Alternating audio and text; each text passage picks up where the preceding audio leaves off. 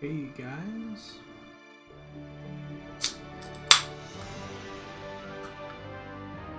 Cracking open a cold one.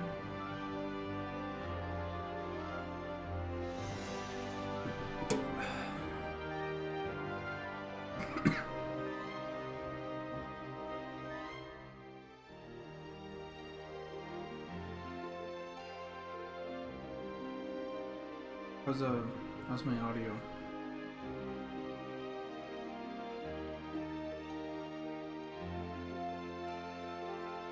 Stink lol, you new? Liz, what's up? You're a little quiet compared to the music. I just turned the music down a bit. Does that make it work?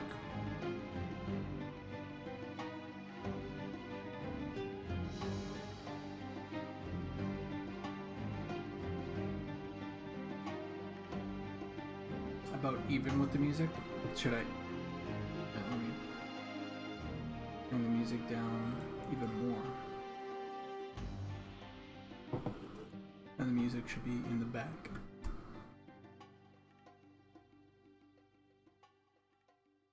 Turning you up will be good. I'm gonna move into position here in like 2 seconds, so maybe that will help.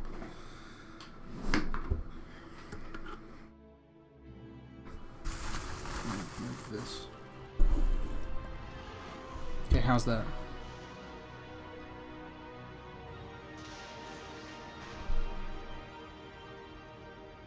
Hey, how are you guys?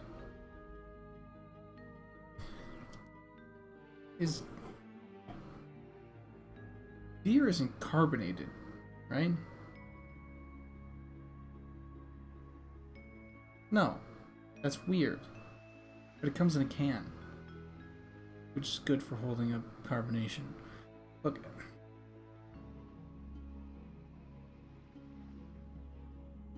I've gone my whole life thinking,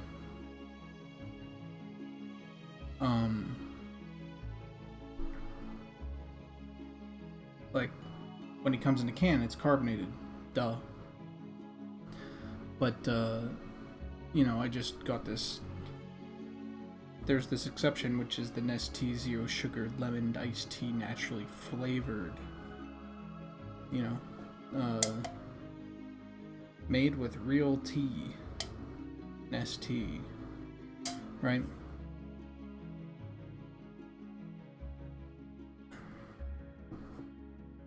But like, is beer usually fizzy? Like beer in a can? I don't think so. I don't know though. Somewhere. It's like, it would say like, I'm a fizzy beer though, right? It would be like carbonated or like, it'd be like Buzz Light or whatever instead of Bud Light.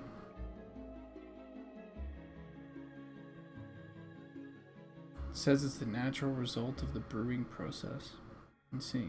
Because like, this Nestea, it's not carbonated like at all, and so it's weird to me. But it might be normal for all you beer people out there that, and I'm comparing it to like a Diet Coke or like a Coke, where it's like obviously carbonated, and it's really hard to like drink more than 3. You can't pound that.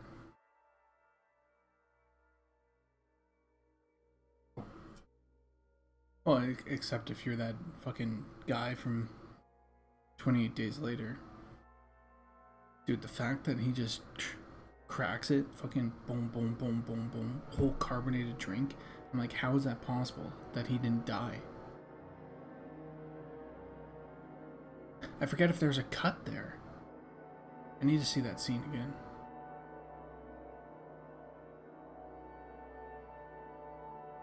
Beer tastes like water to him. Okay, anyway, it's time for me to actually start the stream.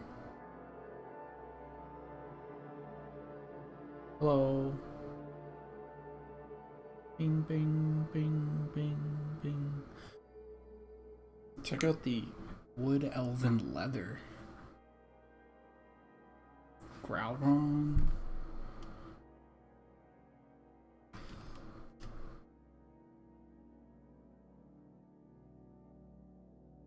my opinion, this is probably one of my favorite pieces of gear.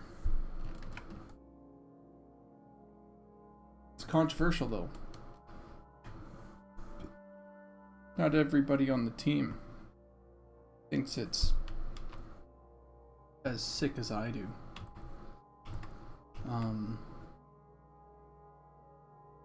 But I've been working on it. Trying to flesh out some ideas.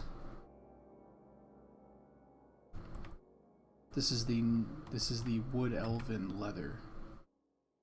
So each race is sort of going to get their own like take on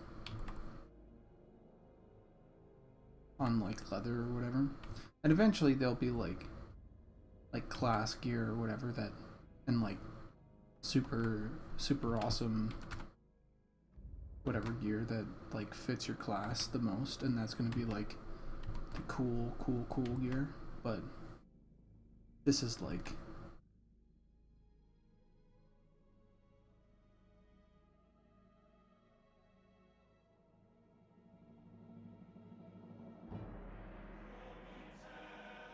the cultural gear, essentially.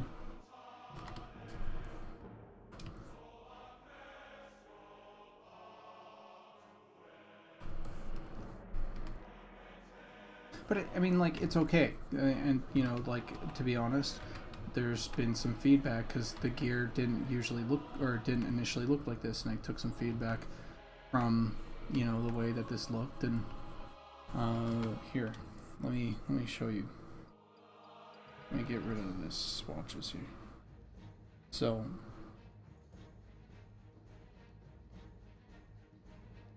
here's the cape.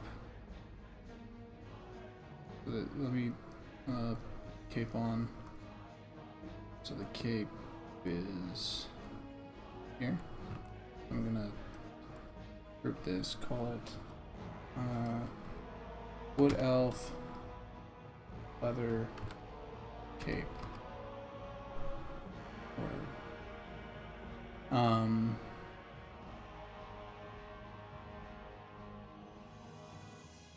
This is what it started off as, which is cool, I think, and I think we should have this as an option, right, where we just go, nope, we're not going to have any of those extra leaves or whatever, or the, you know, but then this looks really cool. I'm quite happy with it.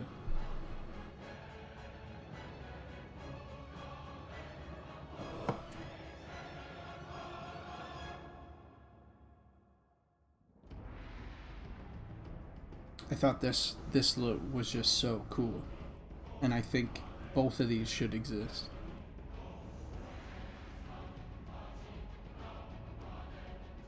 For sure.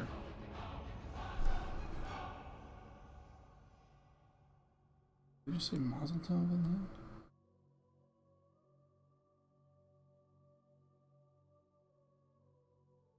Yeah, I think it evens it out. But here's the thing. This leather, who wears leather? Monks and druids, right? So what you really want is a design that allows for both, where you can go, yeah, this leather piece fits this and looks like it would work for all the classes that are leather wearers up to leather wear, you know?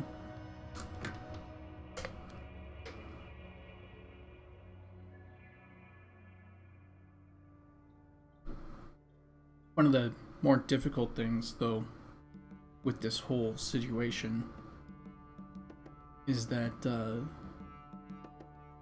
and dude, I'm serious about this. Well, we'll probably do that through itemization, Stink. But I'm serious about this is, look, I love the M&M team, and this is a controversial opinion, but I wouldn't be controversial if I didn't speak it. But our rogues are chainmail. You look up any fucking rogue anywhere in the last fucking 2, 3, 4 decades, except for EverQuest. I think like the original like D&D, they're wearing fucking leather, man.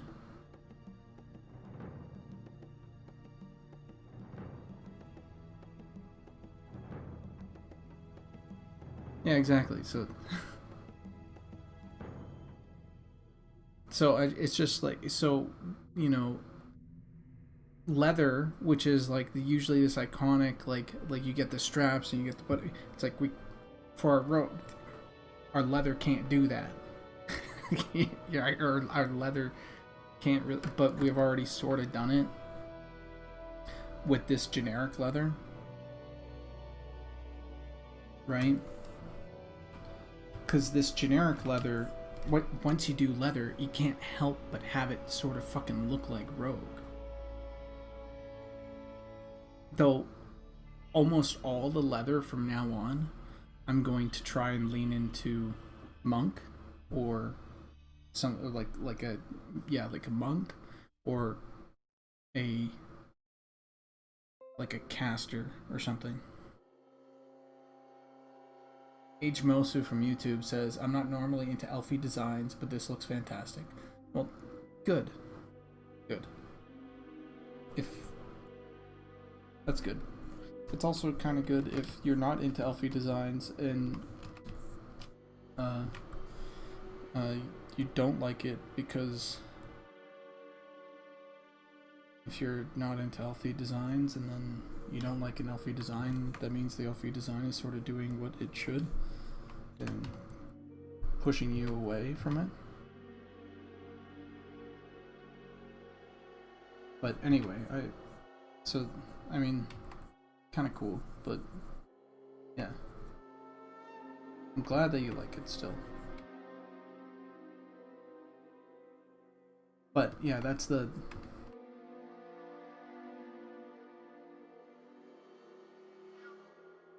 sneaky chain, yeah.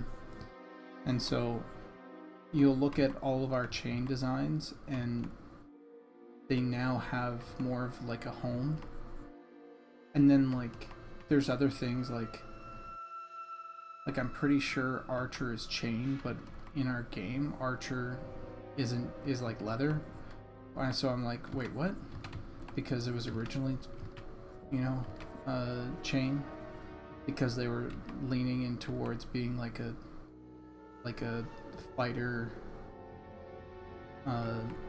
that's just like a ranged version of a fighter, right? That's not, or like a DPS ranged version of a fighter. In terms of fantasy, not like, they're not a tank, you know. More that soldier sort of thing instead of the Robin Hood sort of thing.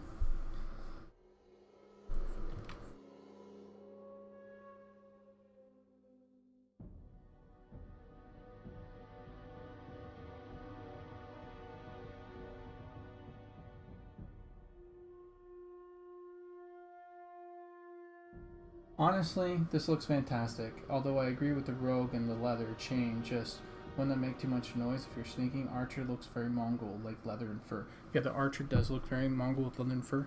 However, it's been talked about internally, and, you know, with me and being the concept artist, that I think I'd like to have like a good and sort of like a bad take, you know, like a good and evil take, or whatever, of a couple of the classes. So like, for example, I think of Enchanter, and I think Troll and Goblin Enchanters would have like, would lean towards like evil, like beads and a little bit more raggedy like clothing, almost like a more refined like necromancer and shaman, you know, mix, where they're like bending people's mind to their will, you know, and that's very different from your classic enchanter, which is like this beautiful, almost magician that's very fancy and has like elven regalia, you know, and you know, spirals and fucking like trim all across their gear and all that.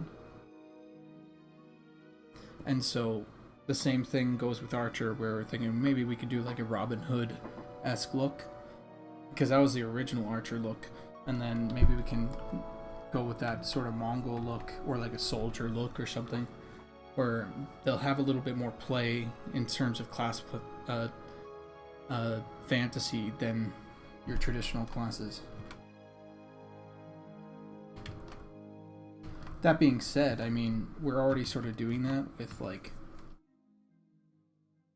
we're already sort of doing that with other stuff anyway.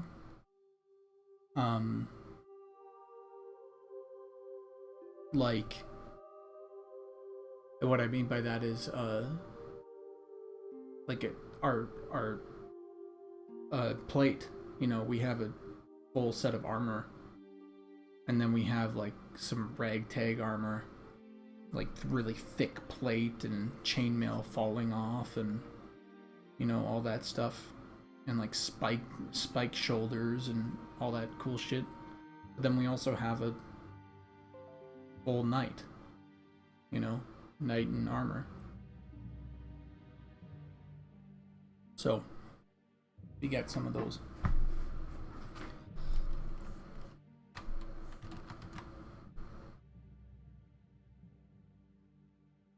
Okay.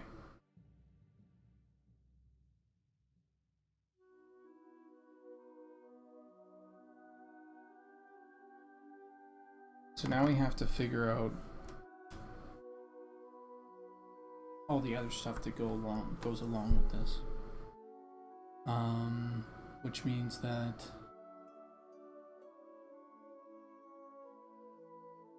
we need to do a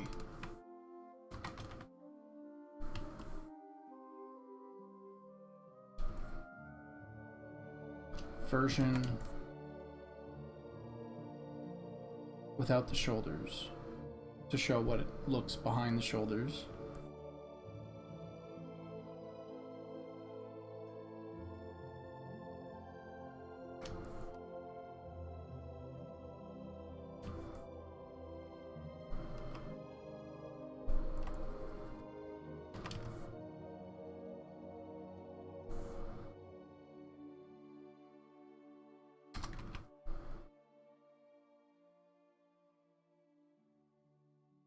I feel like this one is going to get a lot of play.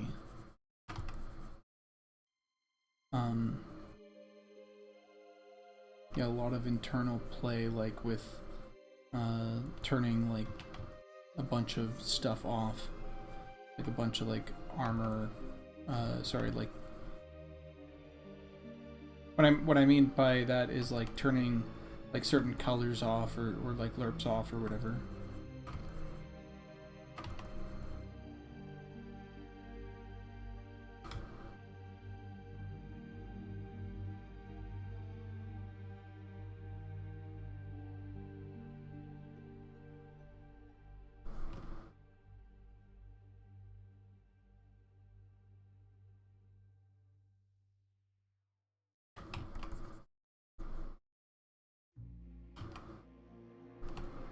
So like, a really good example is like if we were to just take off,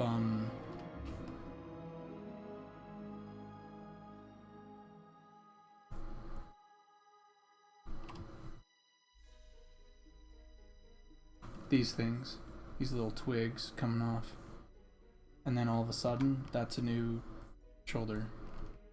Done. Right? Is Vanity armor system planned for Eminem? It always kind of makes me worry that I won't always look like a rogue, hook, mass, sneaky. The only thing that we plan on doing for armor in terms of that, first off, okay, actually, this gets into some complicated stuff. We've gone over this before on like previous streams and everything, but we'll go over it again here for those that haven't caught those or are new to Eminem. Doesn't hurt to go over stuff again. Especially if people don't know our sort of the way that we're approaching our policy, so to speak. What we're gonna do is try and itemize with look in mind, right? So that means, like, if you're a rogue, usually the best stats for your rogue character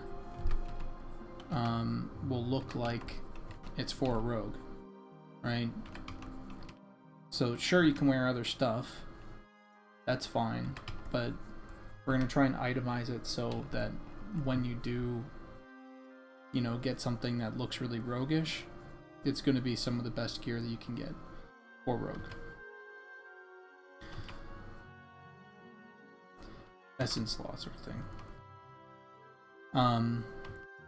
Of course, there will be play in there, you know, for certain things, and if we see a certain thing, we'll be like, okay, well, maybe it's time we should put in like this other thing, so people aren't looking like a fucking wizard or something like that. You know, as a rogue or whatever. And then the second thing is that, and this is the most, when it comes to gear and the way that gear looks, in my opinion, this is one of the most important things.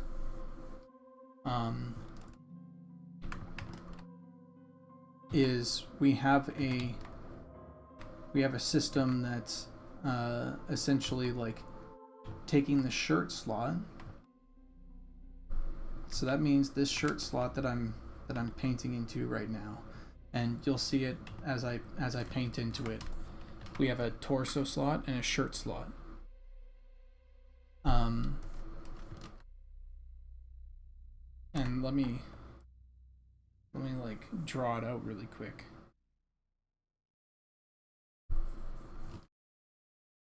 Oh, actually, here I have a different example that's non-leather. All right, so this is our breakout of like our leather gear, right?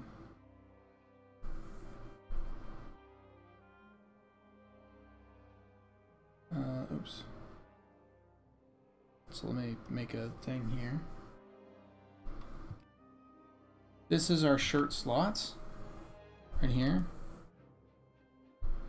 And this is our torso slot. And so when you see them going together, you see how the torso slot is here?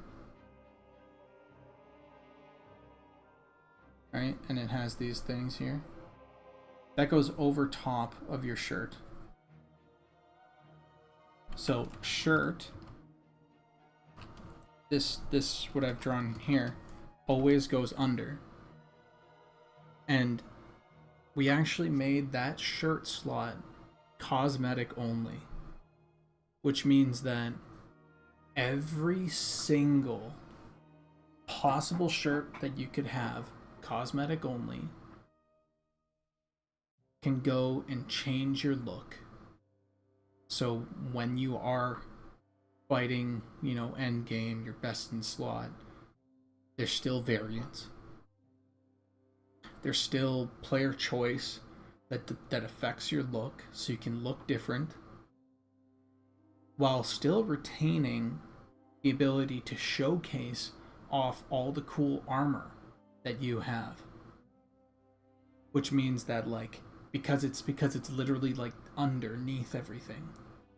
The only thing that it really covers up, depending on how you do it, if you go full robe, is it can cover up your boots a little bit, and it can cover up your legs a little bit, but it will never cover your torso. So, and even then, you know, that's class based.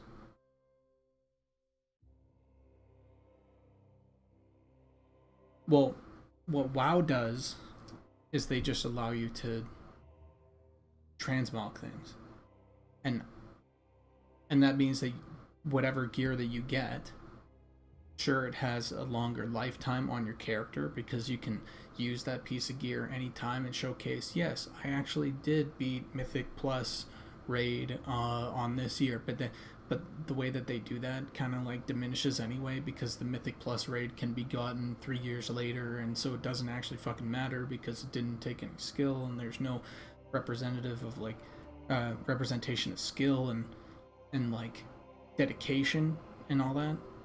So we don't get that ability to showcase off the cool things that you got, you know, that was super hard to get, unless it's a shirt, because, you know. But we do get the ability for people to take whatever gear that they have and combine it with the shirts in a way that that is unique to them, shows off their gear, it and allows them to tie their own like class fantasy together.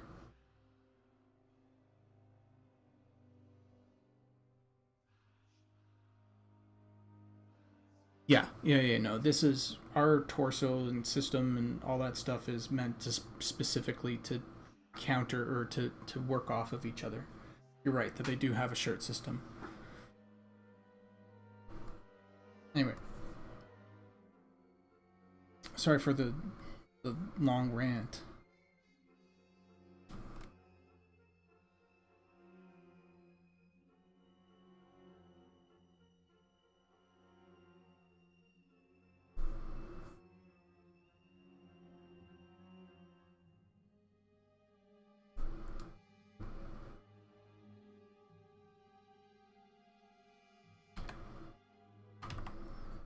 Yeah, the guild tabards were pretty cool, but I also agree. I mean, they kind of go old.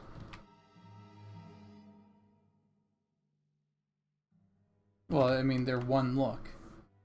Even if they have little different textures on them or whatever, they're one look. Versus all the cool different looks that you can get.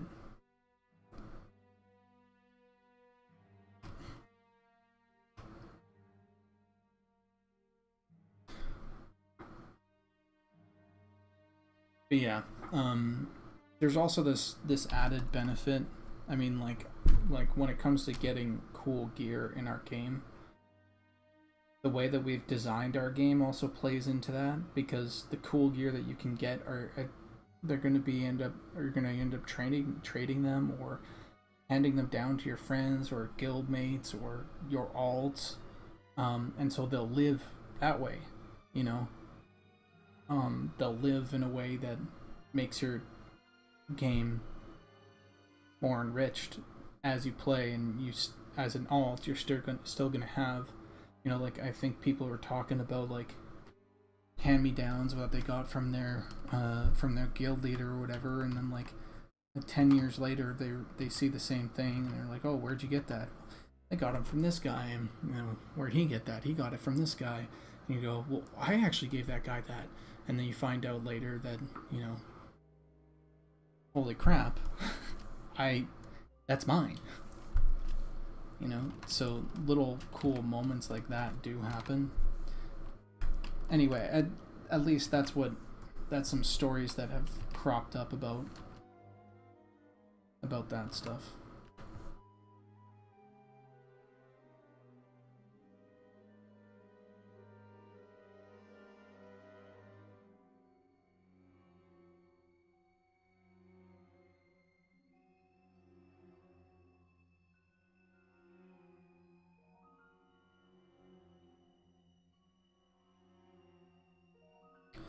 Part of me wants to do like a little cross thing here, but if I do a cross thing here, it's going to end up crossing that, and I don't want that.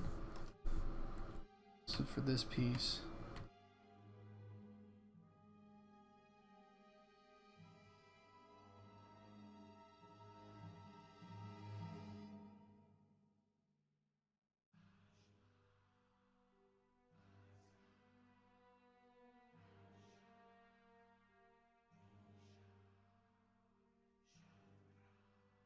I'm going to do something like this.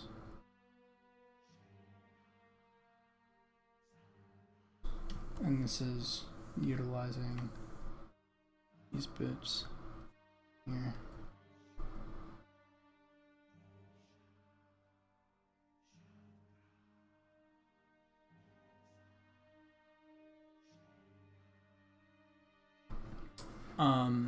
Dude, There's been a lot of conversation about that. I've made my stance on that pretty clear. And there's been not a lot of conversation that comes back on that front, so I have a feeling that it's not going to go the way that I'd hoped for, but at the same time, who knows? Because, I'm always going to tell you guys how I feel about it. Just can't be, salty or too salty when whatever, I don't get my way. So, plan is, or I think plan should be, that plate torso slots should be wearable by bards. And that's it. Everything else is leather.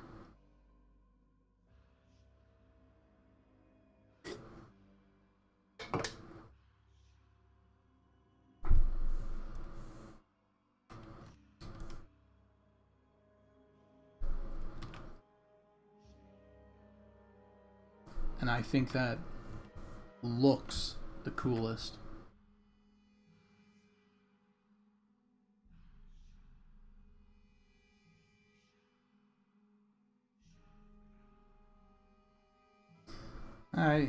The AC bump is a point of contention, yeah, but here's the thing. It can be designed. That is here nor there. That's...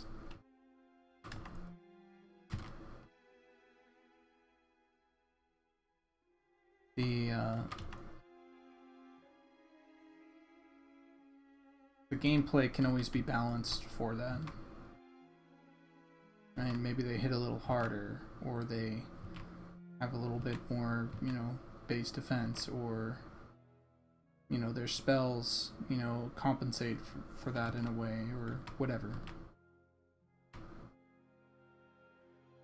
Yeah, I'm not worried about that.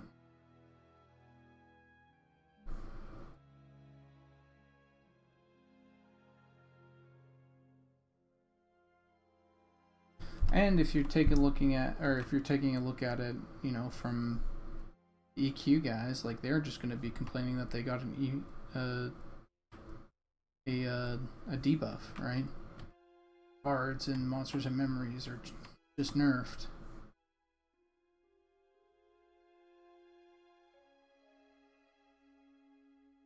Hey Chinny, what's up?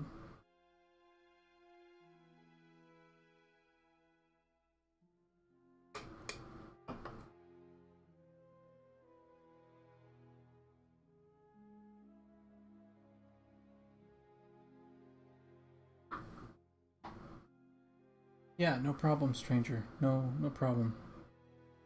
Jonarek, good morning. Batch Elder, hello. Gems Cussworth, hey. This is looking so nice. I love your brushwork. Oh, it ain't about the brushwork right now, buddy. This is about getting that design. Brushwork helps, but this is about the design right now. Brushwork on this literally is like, okay, it's funny because I kind of see it as like, yeah, that brushwork can go to hell.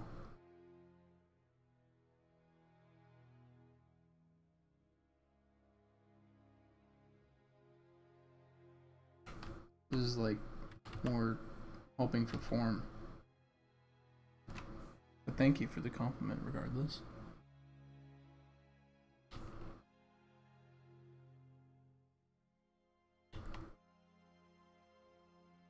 Bob Ross emoji.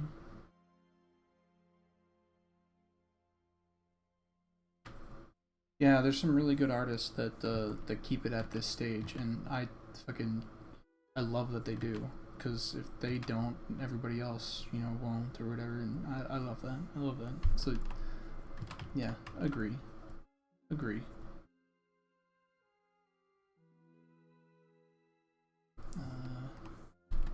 So, I think I like this helmet design where it's more of like a crown / Magneto face or whatever, rather than the full helmet. Or not Magneto face, the fuck has that? It's like a crown that just goes over like the...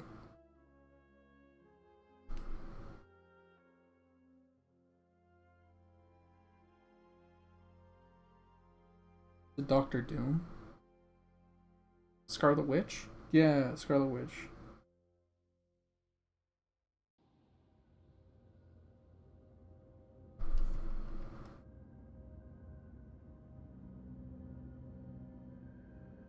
I don't follow superhero shit.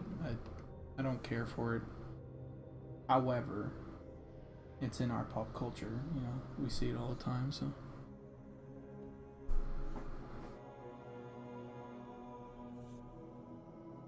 Okay, let's see. So now that is with the shoulders. That means that these are the shoulders. And not this. That follows down. Which means these will be not geometry. Which is fine by me.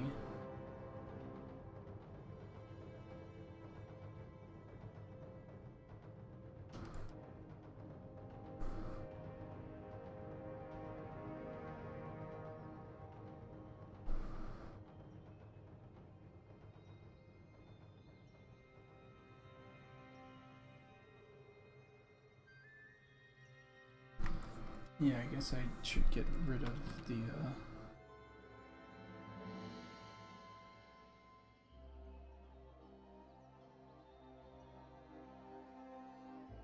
Yeah, before the, month ends, I'm supposed to have all the fucking Woodelf concepts or whatever done. And I'm like, oh shit. You know, like, I totally underestimated how much I had left on these guys. I've gotten a lot done and I felt pretty good about it, but fuck me. I think having both of these are fun.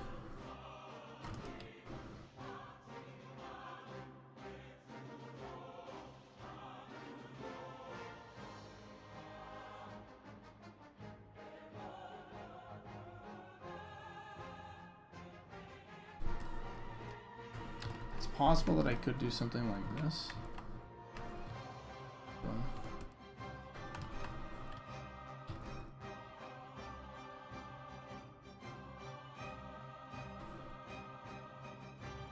For the helmet version or whatever. But I'm not even supposed to be thinking about fucking too many variations at this point. I need to nail like one really strong one, but of course we're thinking about variations here and there. I think this is better. Because it follows this a little bit.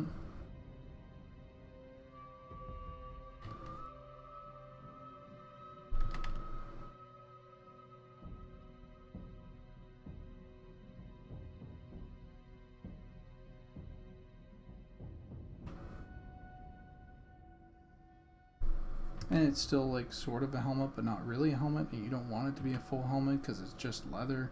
Leather helmets fucking suck, by the way. I mean, like, to design for.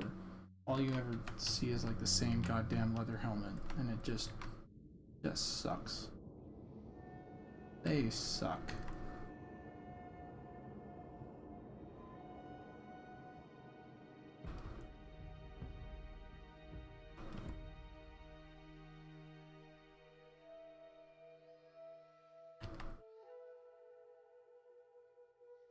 Like a 1930s fighter pilot, you know, or that like peasant like leather cap or whatever the fuck.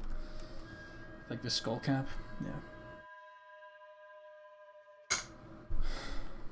They suck. Alright.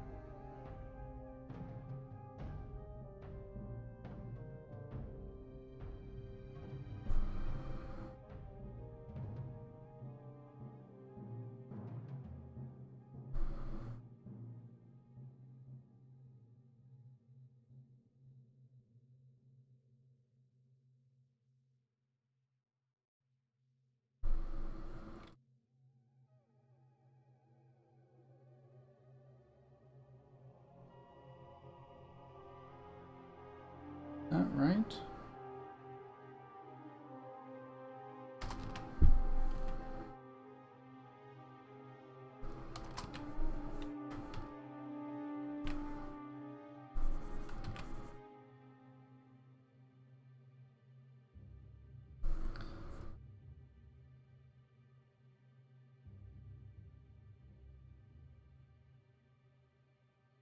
There we go.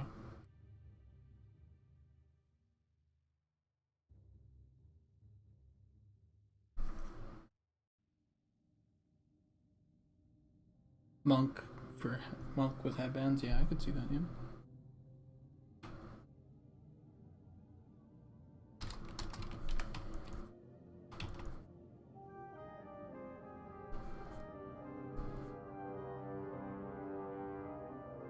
Wait, what?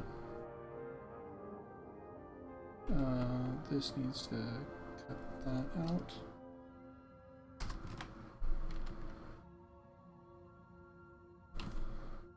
And that needs to cut that out.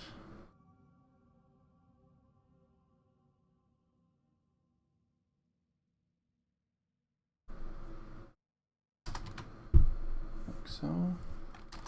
And now we have to cut this out. And actually draw in the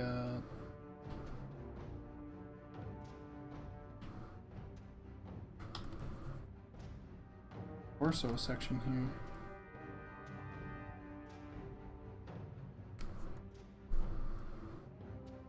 So this is the belt.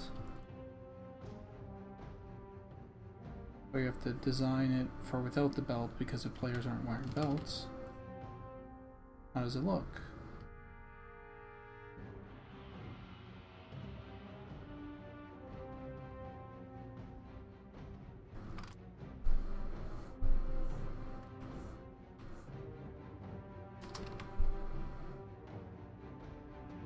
Bound blade introduced so many different weapon and armor types from history that I never even knew existed.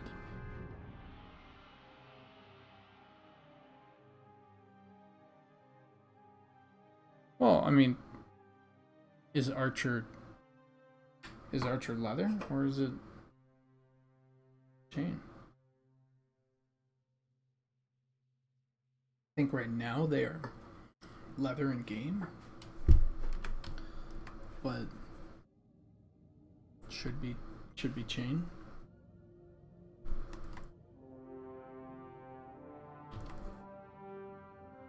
Well, I mean, I drew them out to be fucking chain. I mean, I can go back and change those and everything, but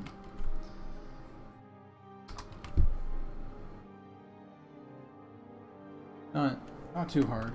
Not too hard to do that.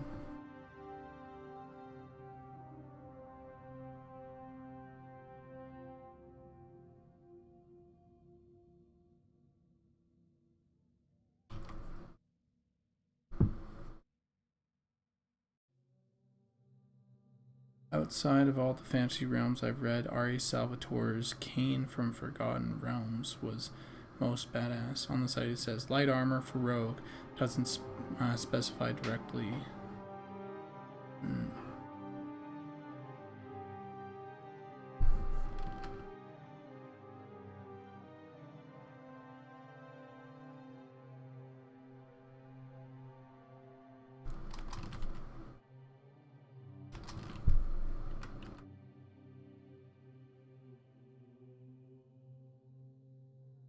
Let's get rid of this for a moment and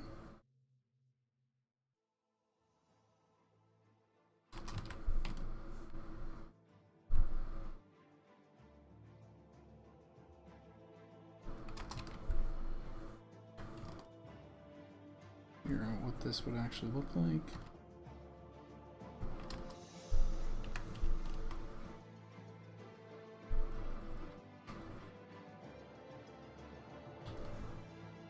Because we need it to be a straight cut across, essentially.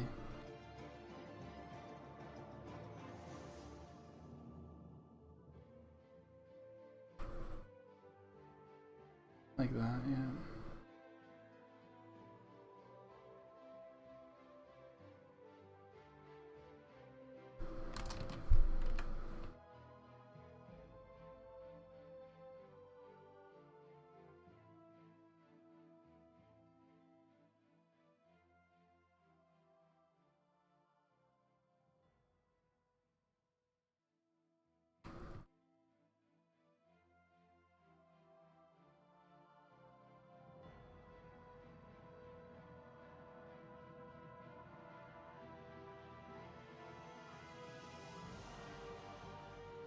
Something like that.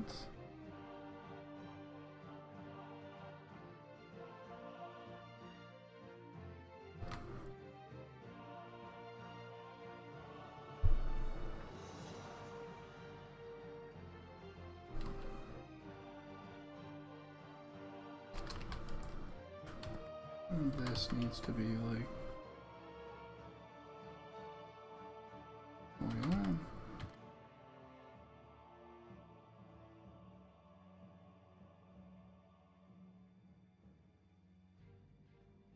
This is one armor that I would not mind painting myself. We have a lot of people on the team, you know, that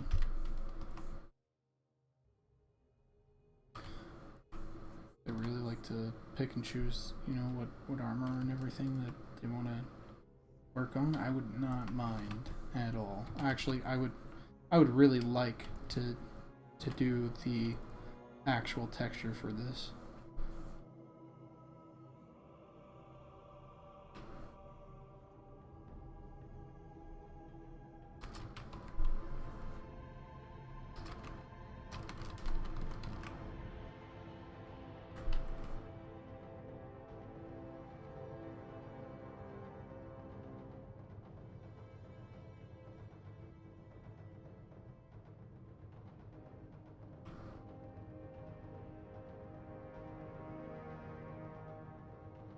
Well, there's lots of things that you can do with chain that is actual chain. I think you can cover them up, you can panel them up like we've done with like one of the latest. So like if you have chain like against like a pad of like leather or something or cloth that is like stretched, or not cloth, yeah, like a pad of leather. That's not going to make much sound at all because it's already like super stretched. Just more protection and a little bit more weight.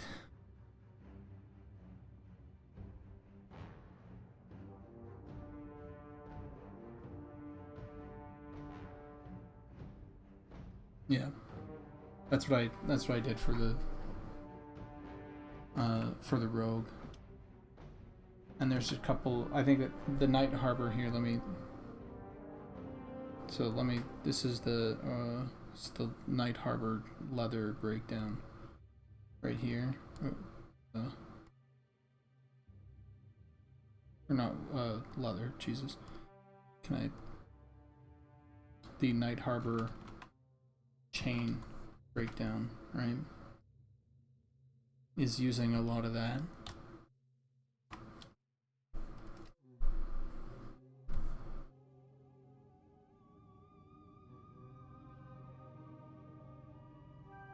Like the padded leather with that, like, yeah, like stitches in the.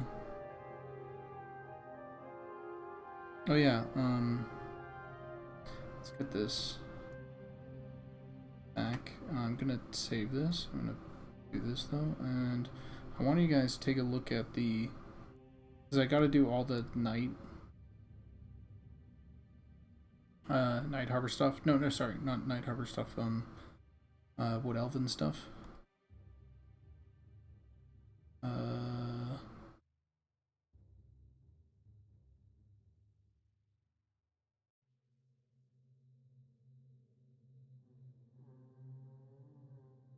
Yeah, okay.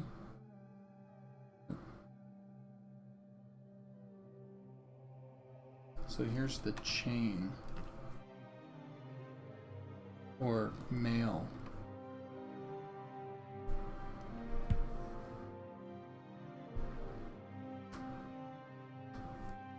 Let me get rid of the blade here. So here's the mail or the chain, right? So there's like sort of like a bark thing going on for the and this sort of feels more rogue-ish.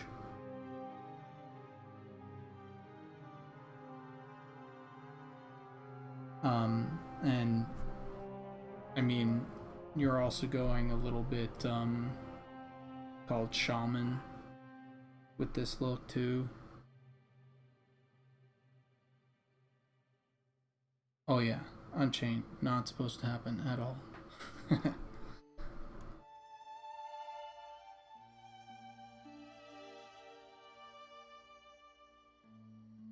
And here's our plate.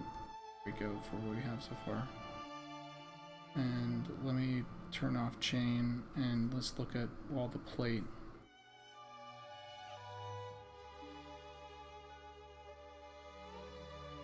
Oh yeah.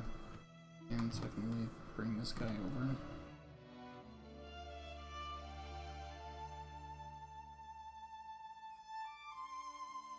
Yeah, here's the plate. So again, Night Harbor plate, Wood Elven plate, normal plate, and then like a less fancy plate, sort of like the noob plate.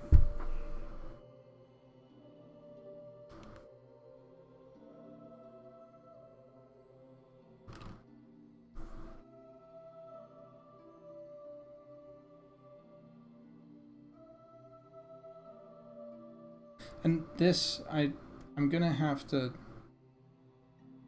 look. I'm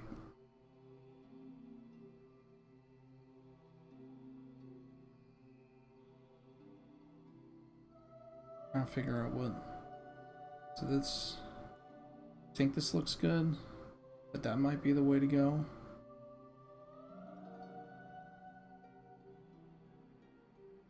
This over here on the left is the most difficult design. But I think it will work.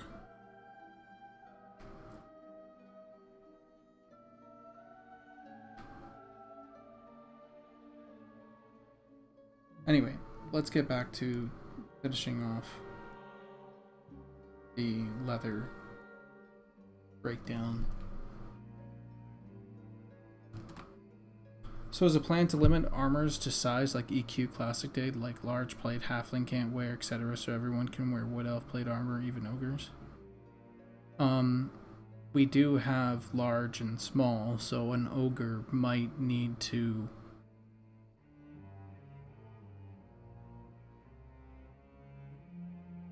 I don't know if we have large, medium, or small. That might be something that we gotta play with, but I'll have to get to Nick on that. I do know we have large and small. So like I wonder, you know, if you're an ogre and you want to wear Night Elven, or not Night Elven, Wood Elven armor. Sorry, I'm listening to the Night Elven fucking stuff from World of Warcraft. If we're gonna do have like ogres wear, or large races wear Wood Elven armor, maybe they could commission that Wood Elven armor.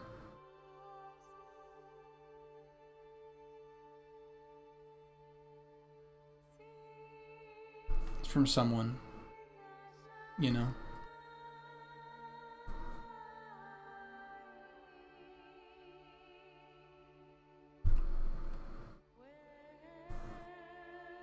Yeah, cultural smithing. Okay. So now we need to design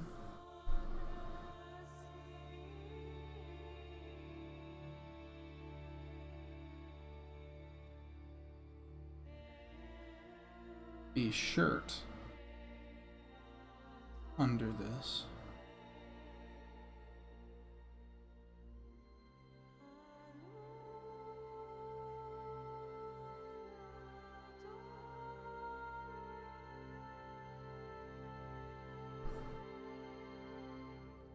So we'll copy this, bring this over, and as you can see already,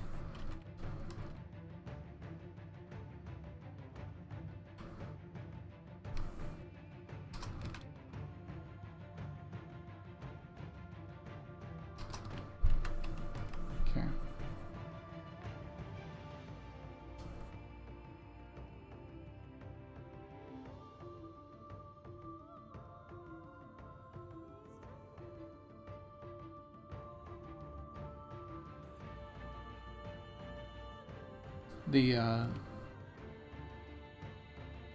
all that stuff that you see here, like all this, right?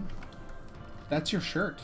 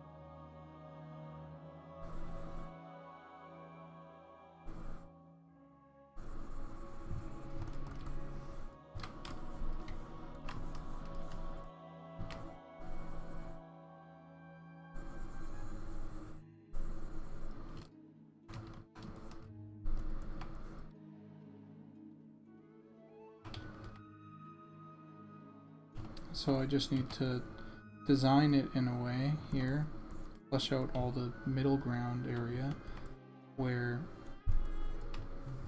this stuff doesn't, you know, exist, where it fits within, like, around like all this other stuff.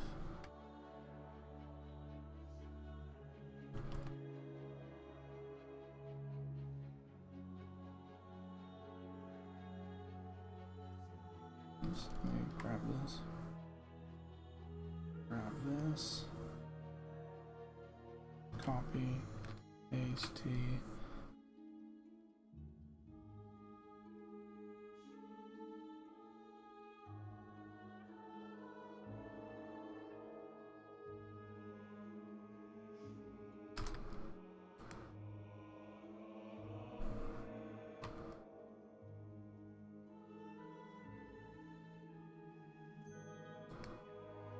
Clipping mask. Alright, then I just gotta essentially just erase all this.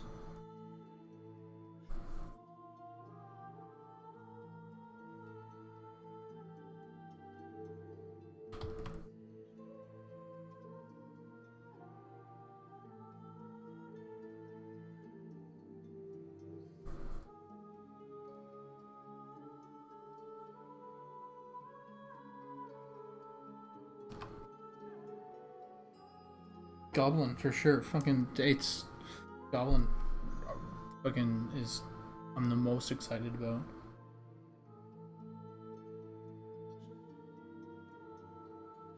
You guys have any plan for ray trace graphical options? Ray trace global illumination would look great on this game.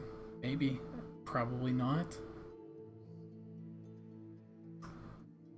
But maybe.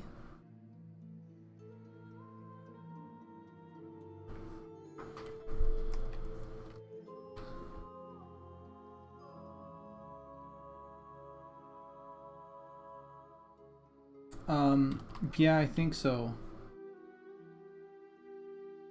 I want to do, because hold on, there's two things. One, there's a goblin set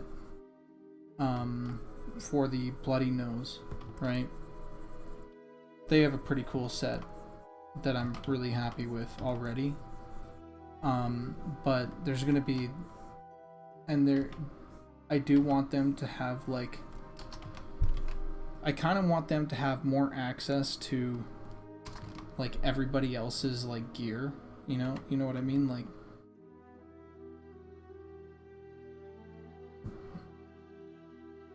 because they stolen everybody else's shit. But I do want them to have their own, like, I think it's gonna be like a combination. There's two ways to go with it. One is like super like fucking mossy or something, you know, like Like, I really like the idea of, like, just fucking mossy, stupid ass, you know, like fucking like glued together, um, like shiny river stones or something, you know, or like for their plate, or like mangled together, you know, the pieces. But then also I really like the nature sort of vibe of it. So there might be like a combination, a little bit of combination of those. I At one point they did like a test piece of gear for goblins.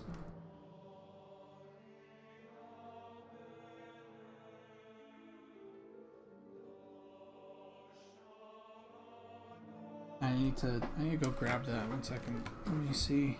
It might even be in this very file.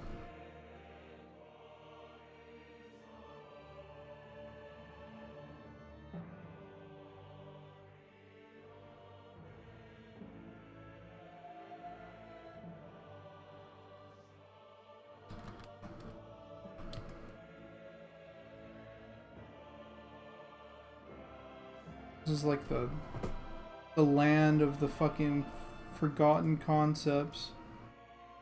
NPC, guard. There's like starting gear stuff. There he is. This was like one of the first takes that I had.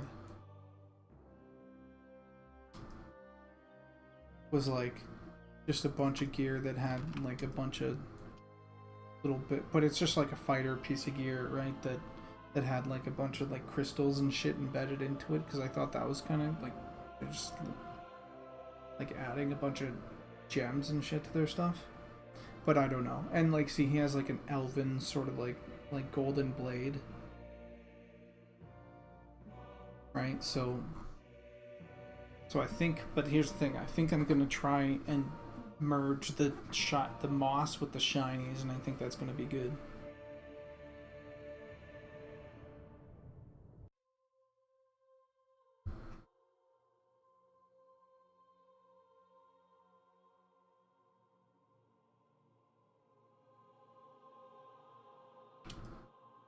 Something about moss, I love it. I love the way that it looks like algae, you know.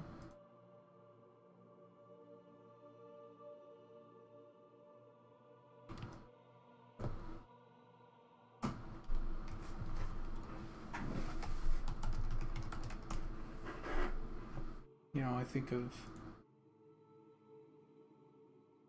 thinking like this, right? This mossy stone, you know, for armor.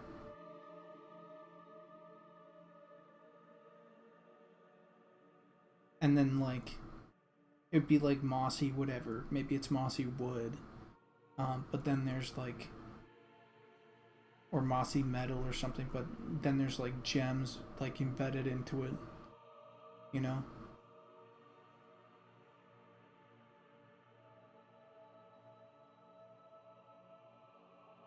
I feel like trolls are gonna take that that angle, like bones and shit, bones and sticks, and it fits with their lore quite well as well. So yeah, I feel like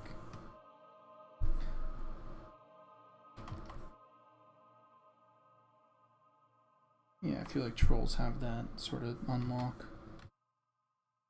That's what their mug is, actually. Even I did a concept for the mug of each race.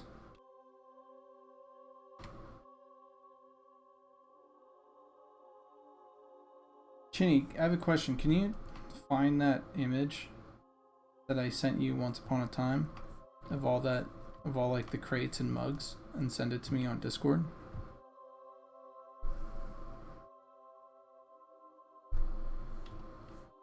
I would like to show that on stream again.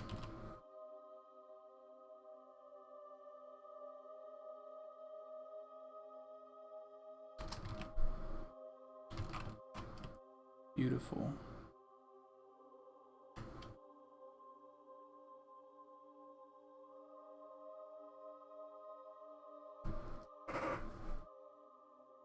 No, not crate and mug armor, just crate and mug.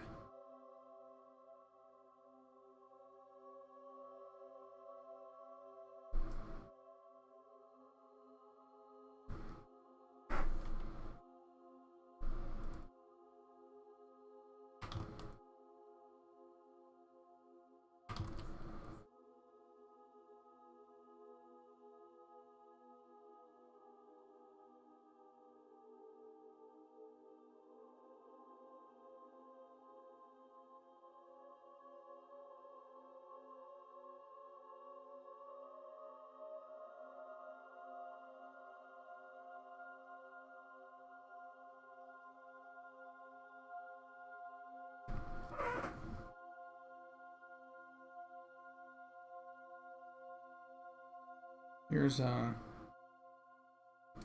it is. So there was going to be a couple cool, like, different, like, unique items, like one unique item or whatever per race. There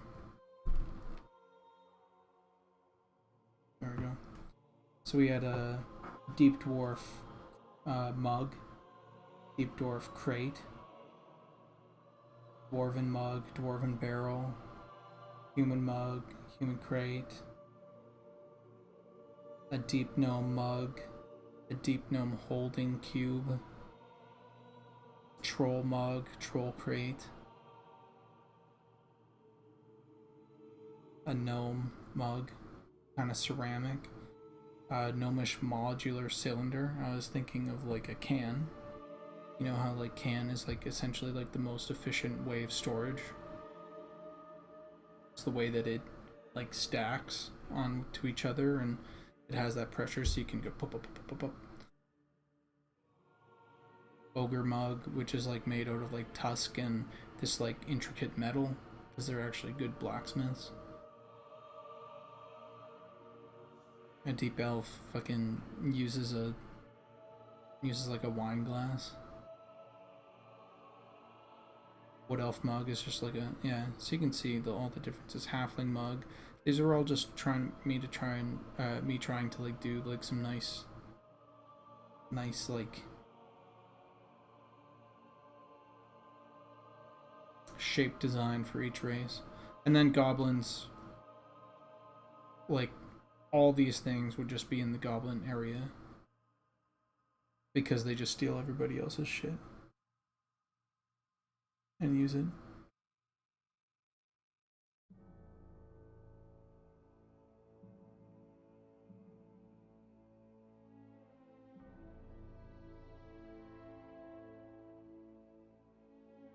Okay, I need to figure out what I'm doing for this.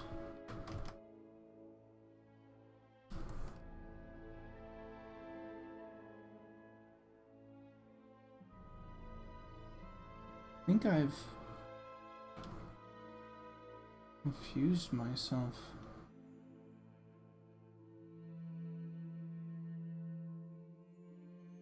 Oh no. Fuck. My Photoshop has very big problems with the grab and move tool. Haunted doll. Wow, it's still going, and it's my bedtime. Alright, I'll catch you later. Haunted doll, thanks for showing up. Sortis also says goodnight. Yeah, close this out and then reopen it because, yeah, every Photoshop fucking sucks like that. Okay, but the problem that I'm having right now is this undershirt design. It's actually 4:30 a.m. in the morning.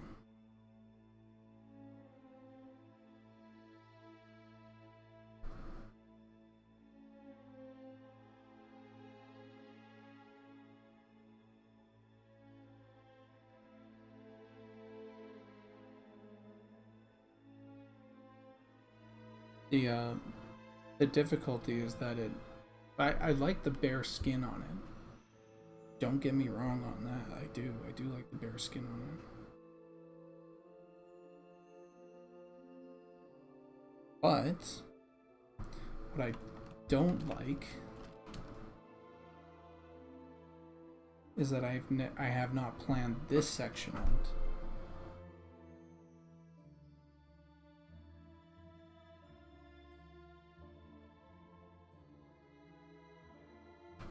Maybe it works like that. Okay. Because it needs to come into the armpit, sort of like this, right?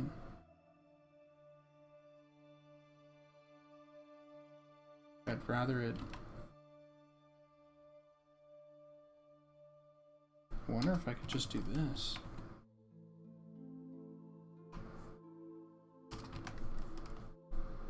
Because it needs to flow out from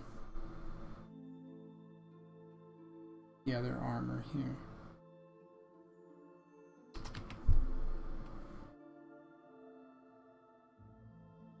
Almost like,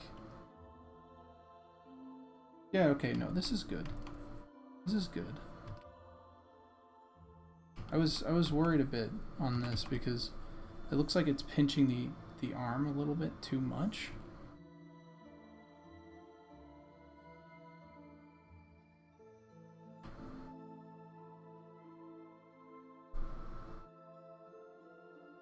You know?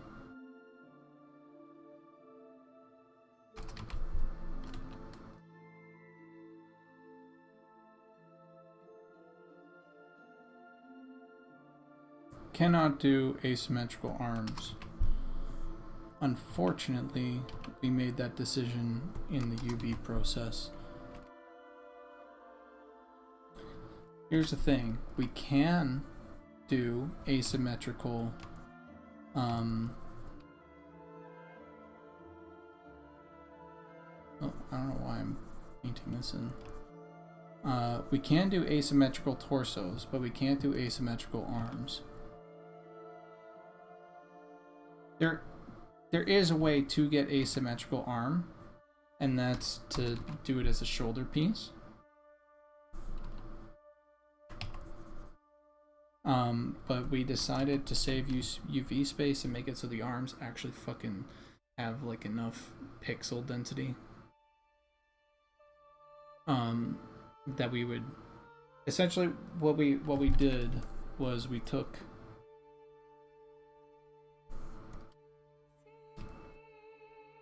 this section right here,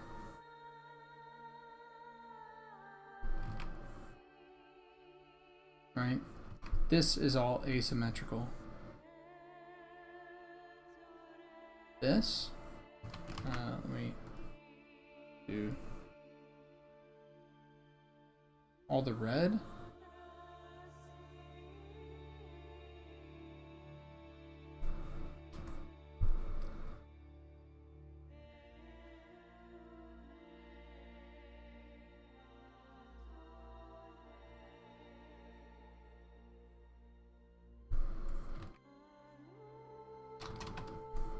Right? And I think the red stops here at the belt line. All that, all the red, symmetrical.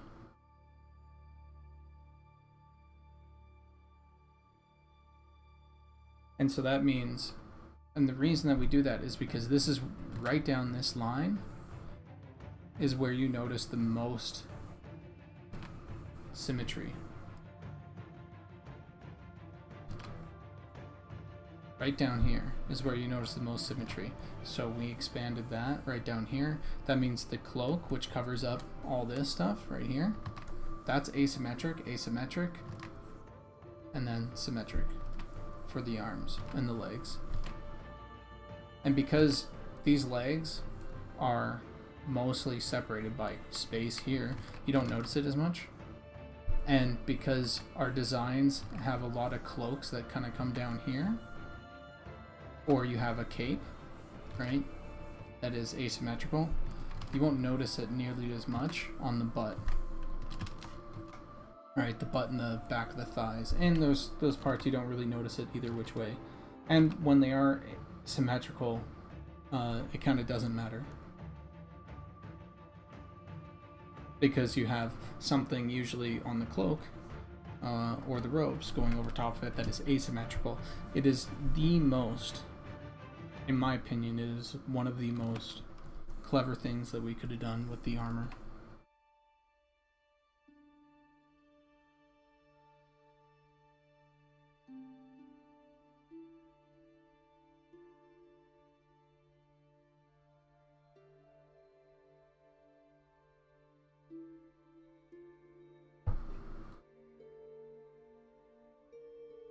I'm sorry, what?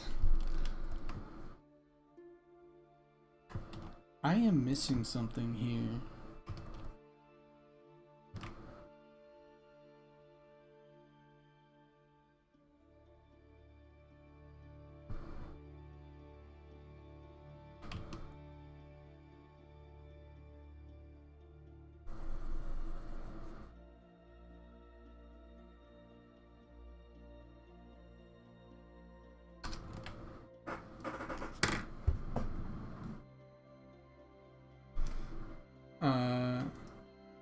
HS Ravager EQ.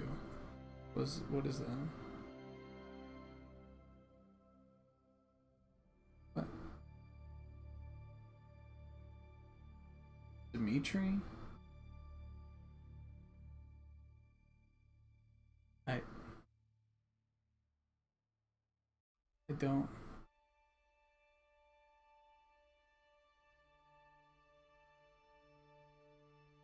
Anyway, I don't know what, you'll have to send me what you're talking about, DMs or something.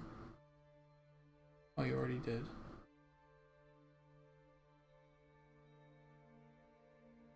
No, you didn't.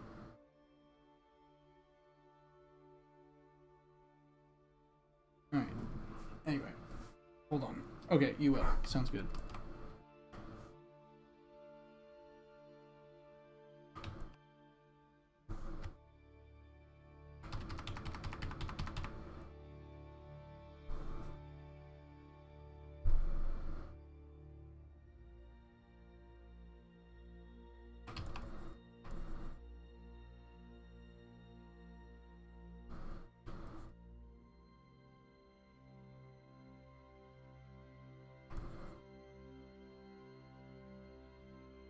No, I don't think he is.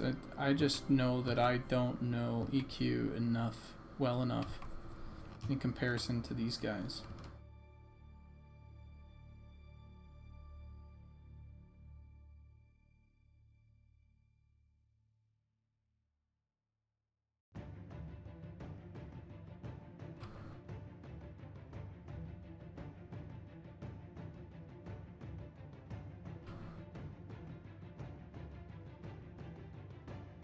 This is this section here.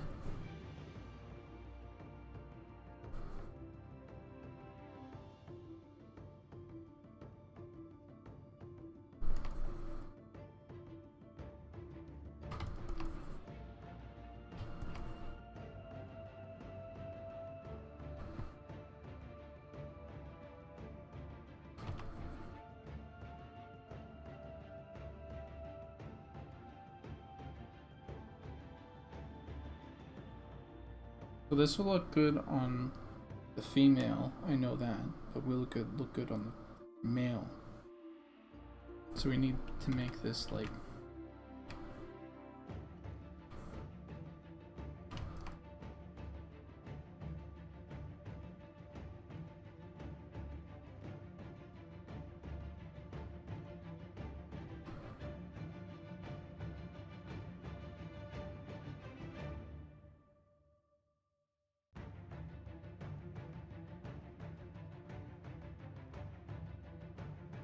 okay, what the fuck is playing?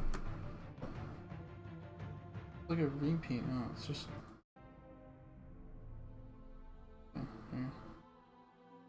Hey, we were referencing WoW. Alright, let's see.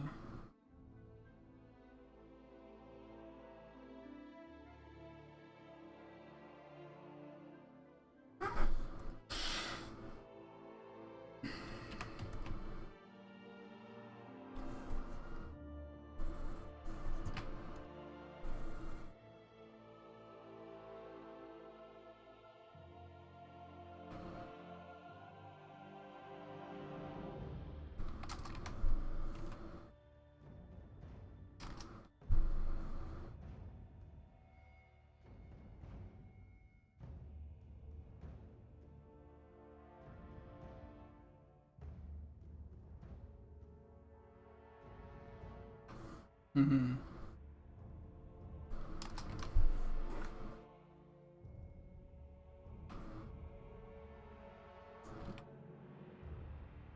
Do I want to have the shirt do this?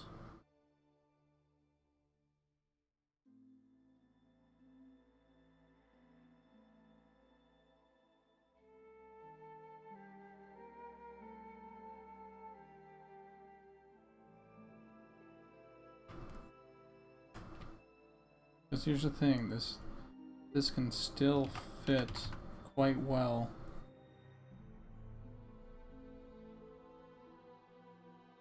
See right here? It's always covered up. It's always covered up by the shoulders, by the shoulders, by the shoulders, even the cape, right? And so, if you have this by itself, you kind of avoid that weird, like, hey, I'm a guy showing off my shoulders, you know, thing too much. Maybe the females, we could just, like, cut it off.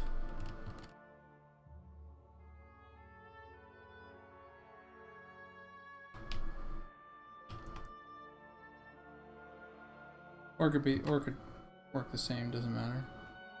Maybe there are two versions.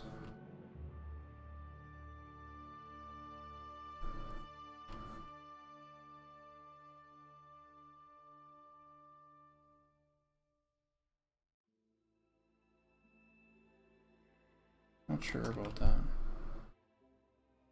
Maybe it's okay that the guys show their shoulders. Huge delts.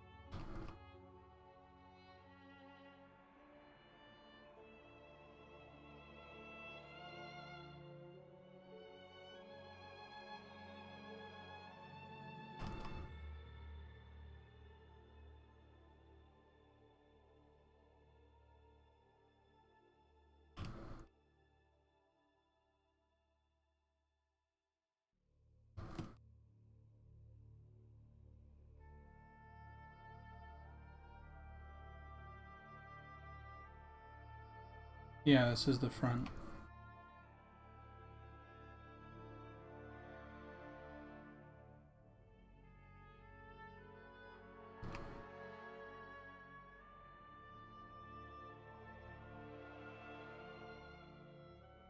Part of me wants to go lower on here, but another part of me wants to go like high and have like a little bit of a almost like a choker thing going on. Not quite a choker, you know, but for like a, because anything can exist under this, right?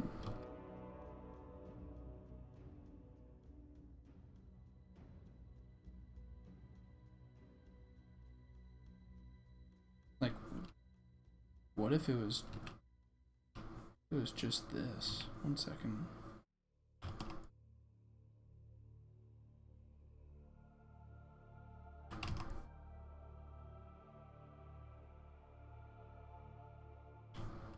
Interesting.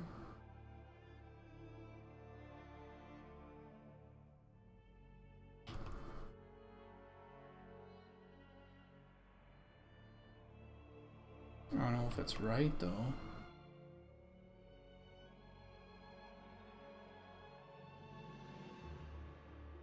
I don't like this at all.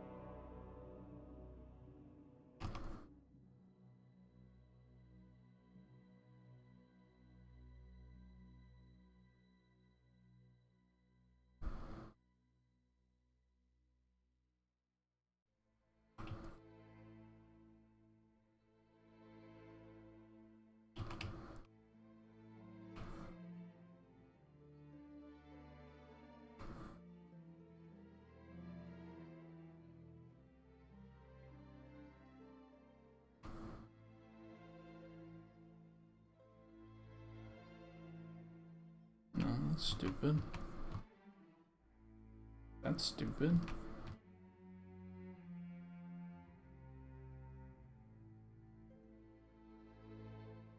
That's stupid. Fuck.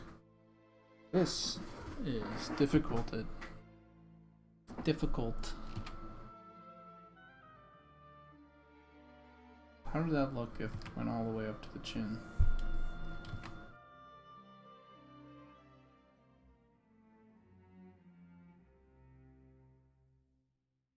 Man, so who gets so mad at me because I'm playing around too much with the neck.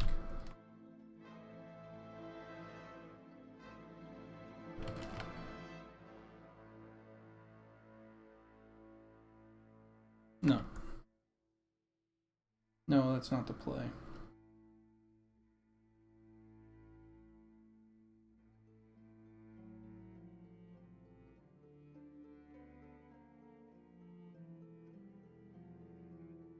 That's not the play either.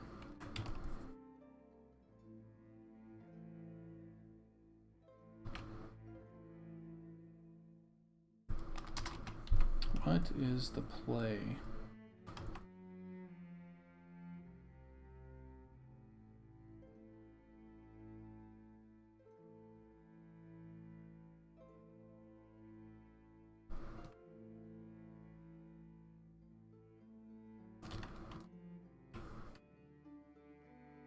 What is this? What is this all fucked up? There. This can go over here. Going to place them rightly so. Lock it. And give them the bare shoulders that they need.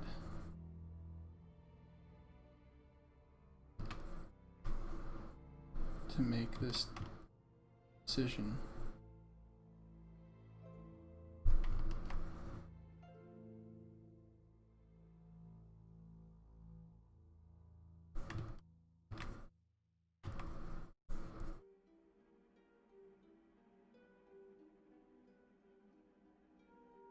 Changes things now that you see it in context, eh?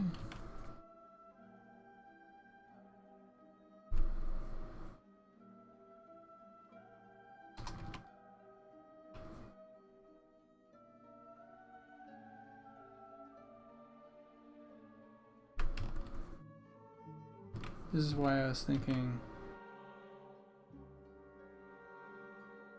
oh, I could do this actually.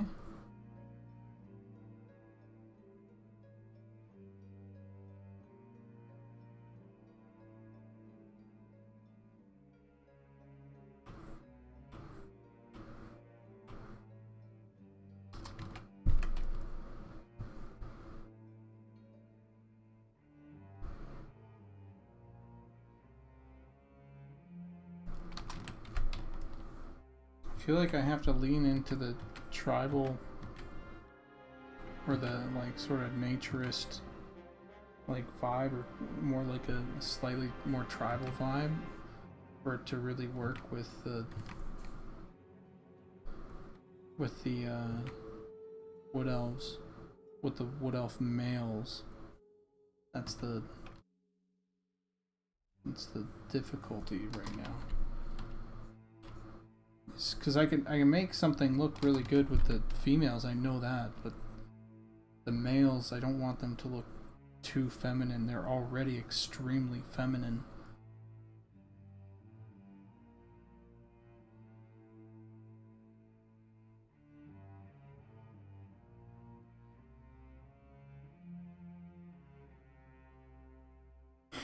Alright, jamming work today. Take it easy. See you Unchained.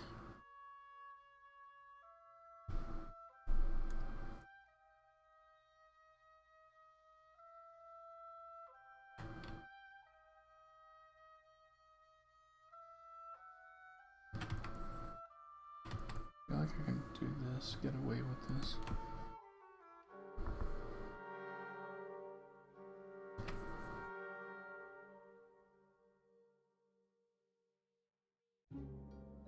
Oh, but it's not the... I have to design within the, what's it called?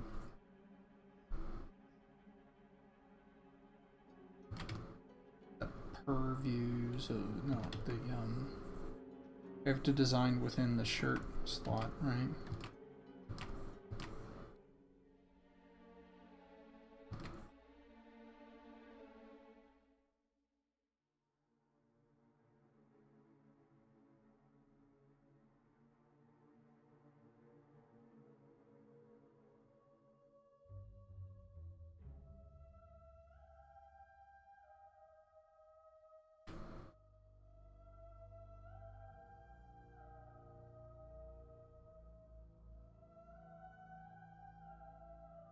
Because it looks great here, I just need to figure out what the fuck it actually looks like.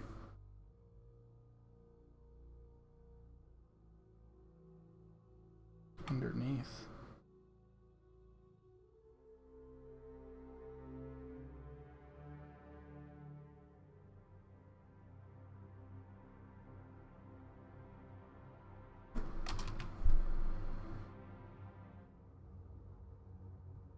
Okay.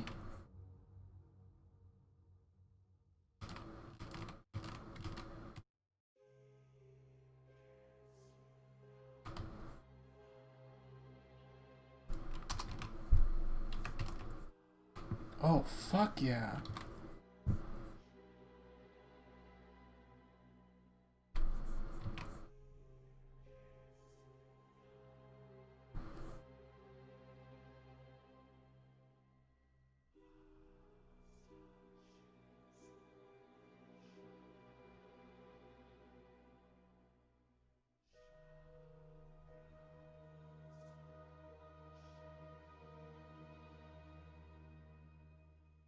I can make this work.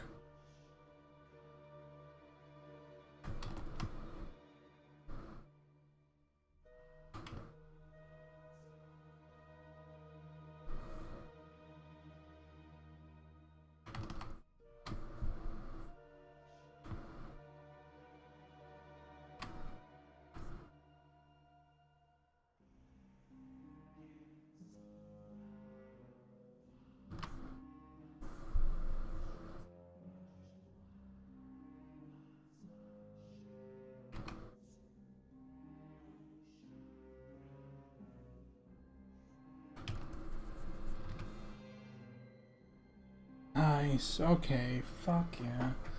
Alright. Knew there was something there.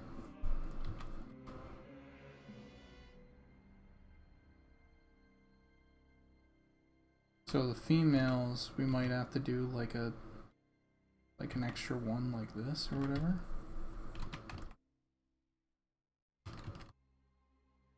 But for the males, they can have their,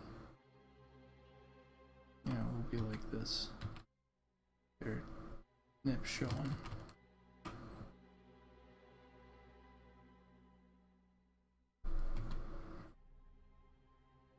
This doesn't have to go maybe that far up. And this can be like, what this is going to be is like wrapped twig. So we're going to get like a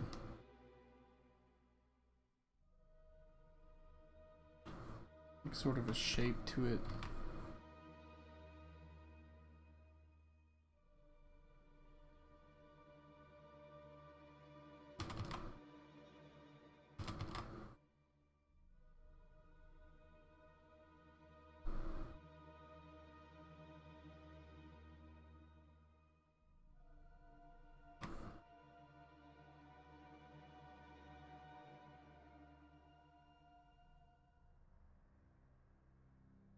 Something like that.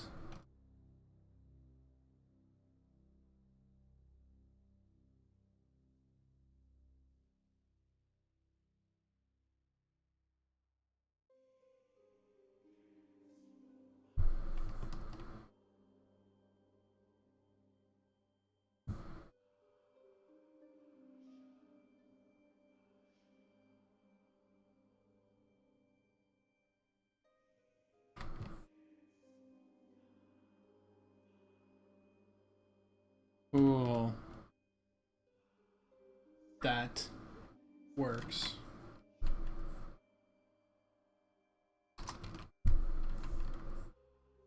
And it fits the idea of this original sort of design.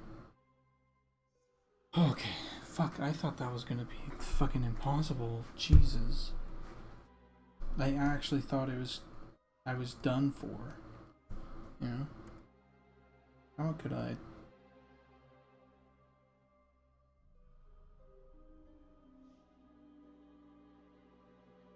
Yeah, that works. Jesus. Jesus, let's get rid of that. Down.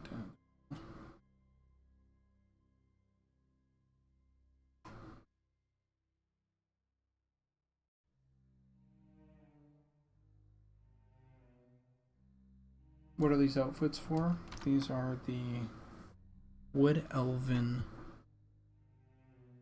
leather set. Is what these are.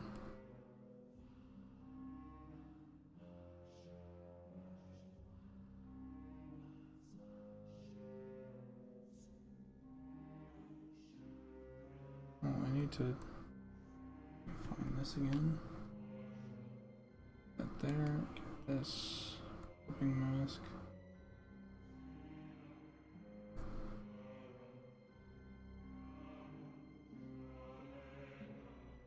So this will essentially go over this like so.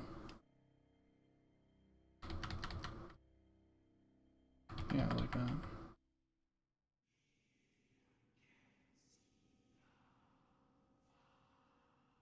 This is for a indie MMO RPG called Monsters and Memories.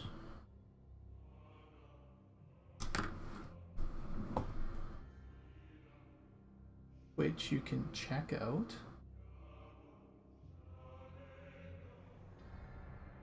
Right here.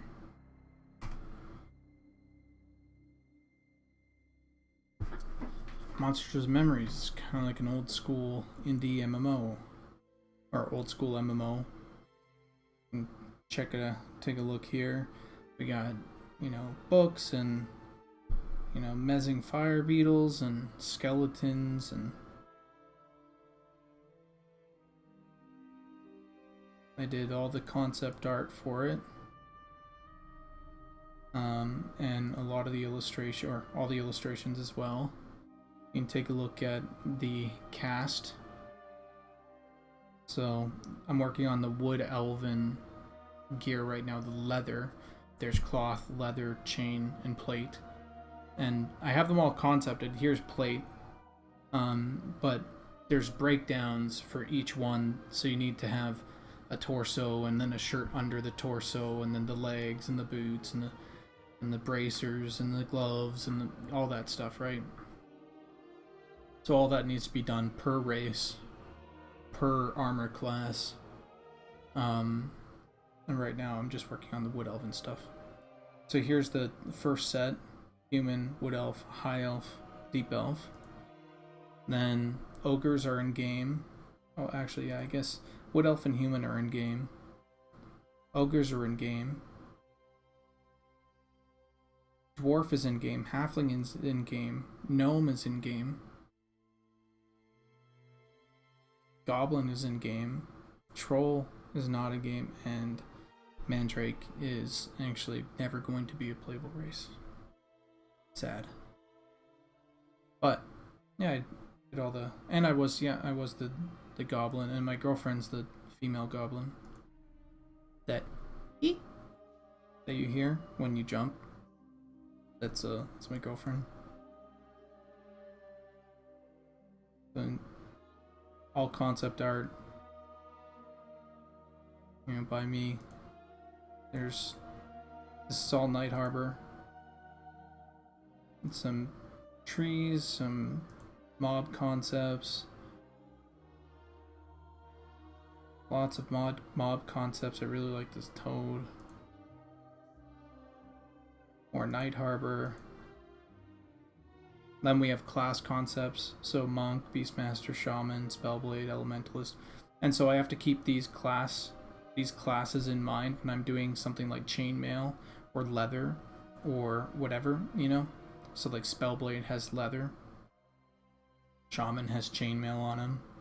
Beastmaster's Leather, you know, and Monk is Leather as well. And so I have to keep that sort of in mind when I'm creating a lot of these generic armors for each version, is because they have to, like, there's a certain amount of classes that they need to fit, you know, as you level up. Enchanter, Druid, Necromancer, Wizard, Bard, Rogue, Archer, Ranger, Shadow Knight, Inquisitor, Fighter, Cleric, and Paladin. And then more mobs. We actually have updated Harpy designs. This design is old. We got a fucking cool ass Harpy now. Queen Beetle, Sharkman, the concept art for Telekir, which includes the bloody nose goblins and the Ashira.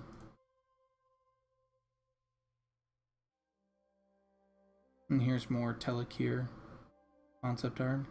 And now Telekir's in game, and it looks pretty close to this, which I'm very happy with. We actually have this moment in Telekir, which is super cool.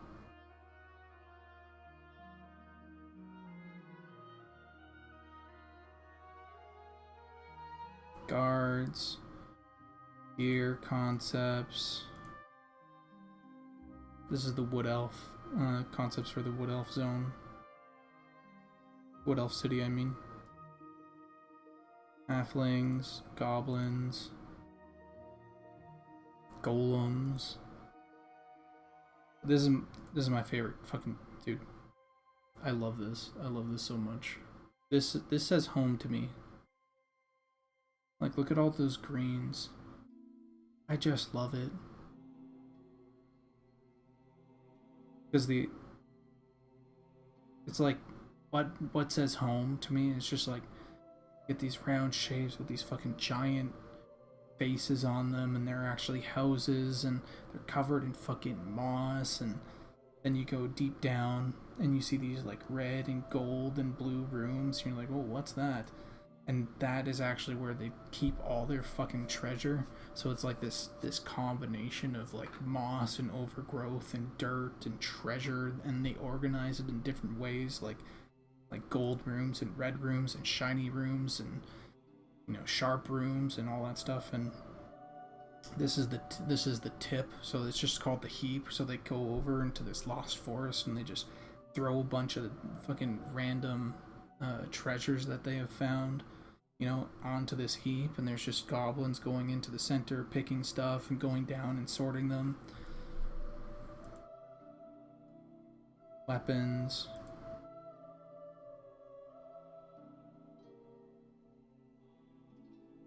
Just a lot of concepts.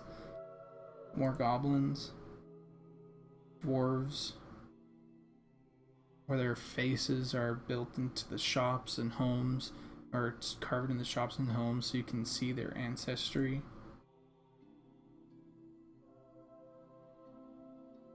Gnolls and slimes, and the idea with these is that we're trying to get as iconic and generic kind of as possible.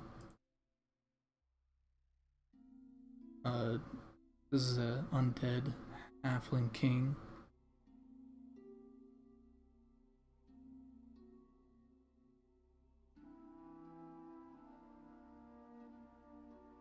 Hamlins. Fuck, Hamlins are so dope. Oh, this place is so cool. I really want to see this place come together. Oh yeah, the Deep Dwarven City. Ogre City. Oh, kobolds. Some of my favorite designs. This design right here is my favorite design. Anyway, I also got illustrations, which are quite fun. Every month I sort of do an illustration.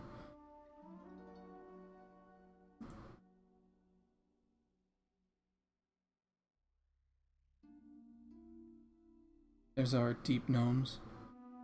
There's that goblin. He's like looking at the map. Oh, we just need to... This guy's... Jesus Christ.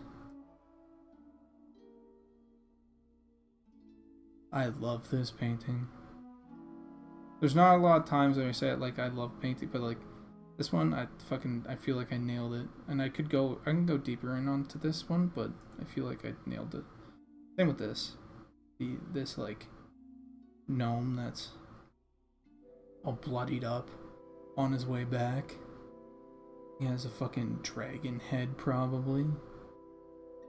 Shields being hit by the light. He's on this trusty dog. This dog's actually based off of one of my own pets. I had a dog named Lady, and she was a border collie, and he was a brown border collie just like this.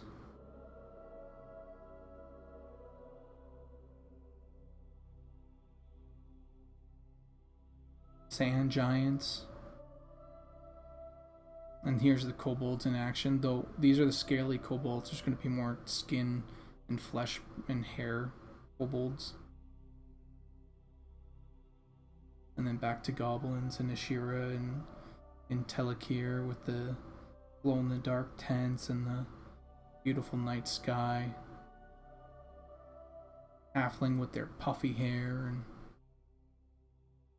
Yeah. Anyway. So that's... Sorry for the detour. You can check out Monsters and Memories and their YouTube channel and everything, because everybody streams... A lot of people stream the process of the games. You get to see 3D modeling, you get to see texturing, you get to see concept art, you get to see illustration, you get to see icons being created, get to see game or quests being developed and worked on and tested, and you get to see quest implementations and, you know, overall sort of design theory. Like there's a lot of fun, cool stuff that that you get to see, because we're super transparent. We're one of the only, like, I don't think there's been a more transparent game development process this big, to be completely honest.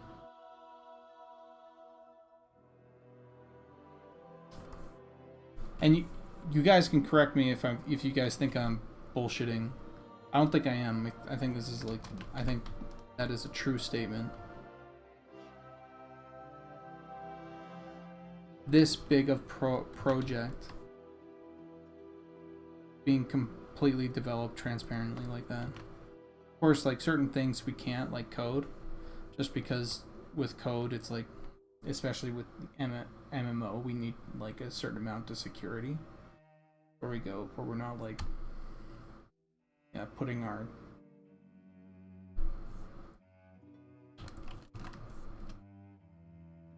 ourselves at like risk to be fucking hacked or whatever. But it's been a fun journey, and you know what? It pumps me up talking about it, and I forget sometimes just how much work I put into it and everybody else has put into it. You know, that there are times when I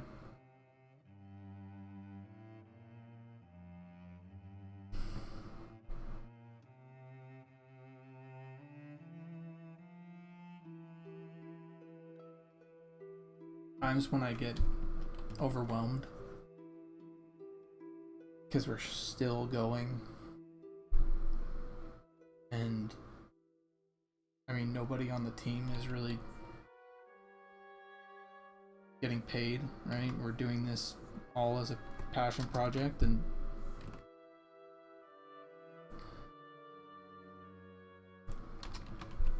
it's a lot of time and dedication to make it, and Hope something comes out of it.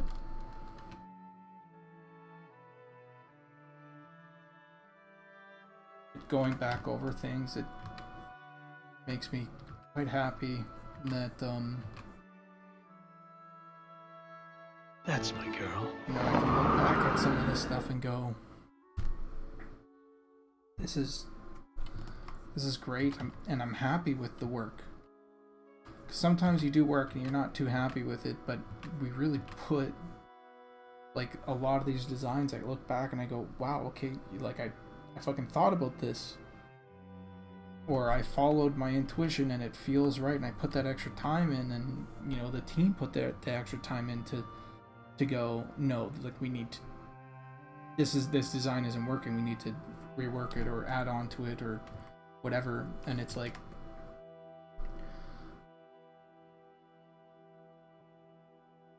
Jesus Christ, I was this close from fucking choking up, just getting overwhelmed by how tired, you know, I can get with this project, but talking about it with you guys makes me pumped again. That makes me quite happy.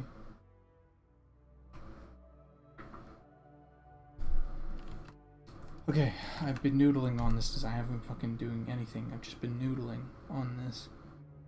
Then this section, I need to get to the rest of it. So we're gonna do this. We're gonna do this. I need to do the back of this as well.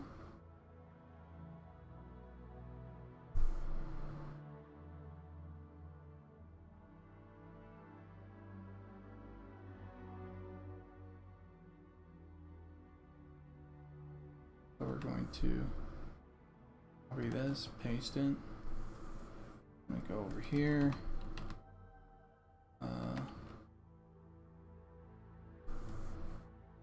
And we're just going to lasso all this crap out.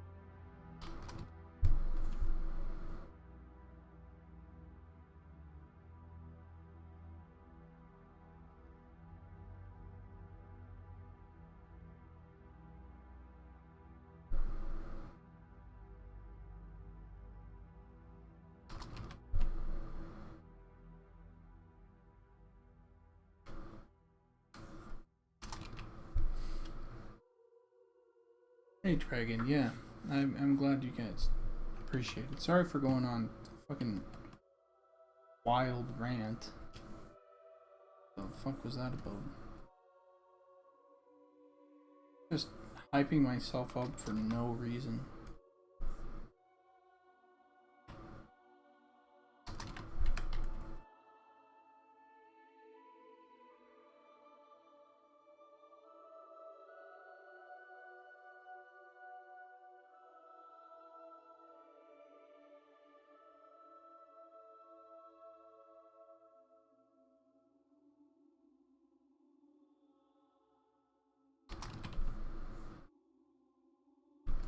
Okay, so this should end somewhere around here.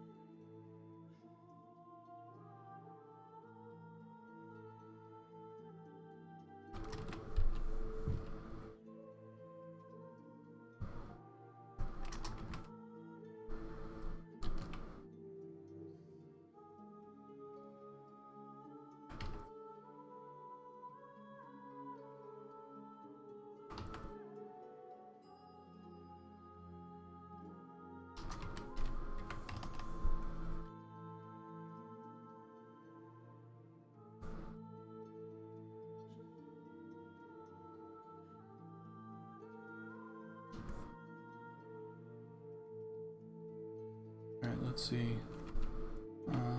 So this kind of comes around like that. And that's what this has to sort of represent, is this coming around.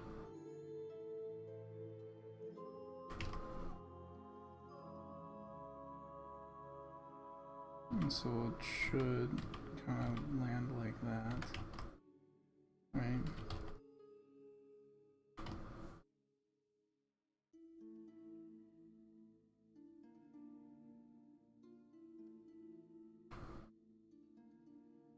Cool.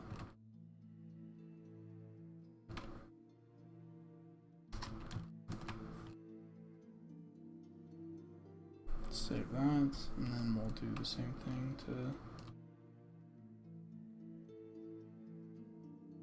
do the same thing with this.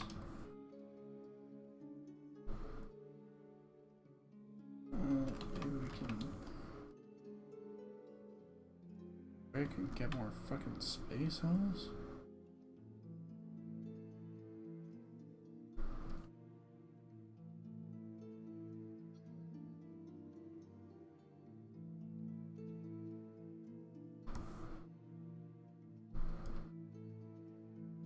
Okay. I think the only thing that's going to change is really this.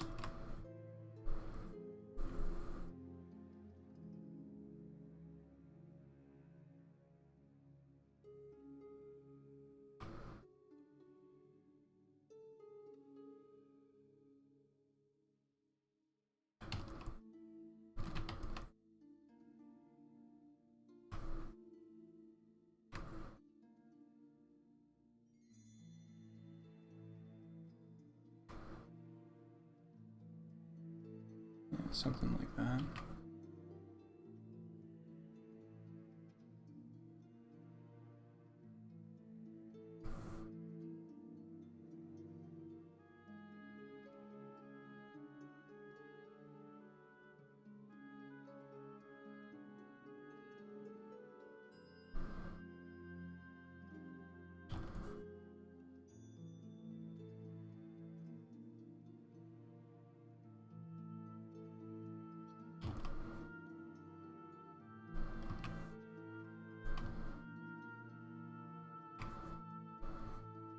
Sort of looks like that.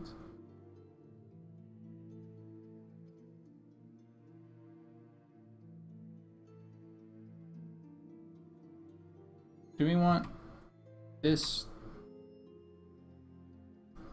go like up and over, or do we want it to? I kind of think it should sink in between like these leaves, this leaf or whatever. Yeah, that looks good.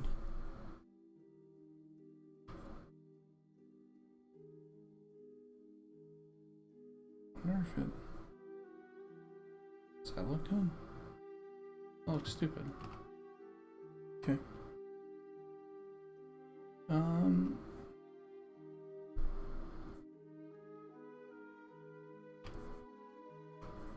Guess I could do this.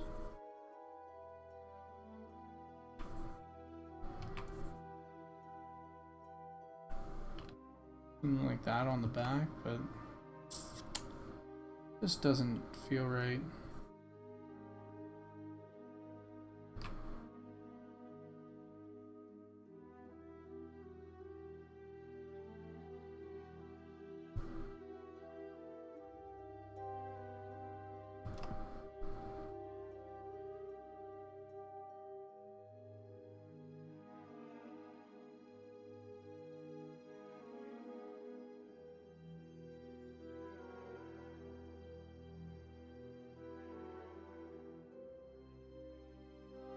So we'll keep this.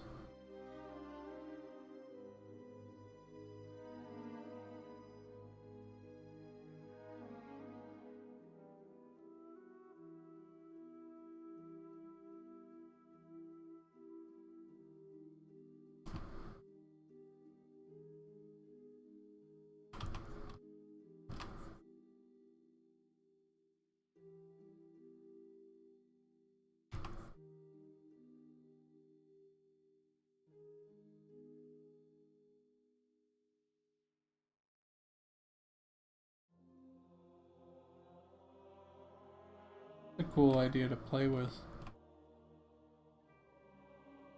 Leaves having skeletons.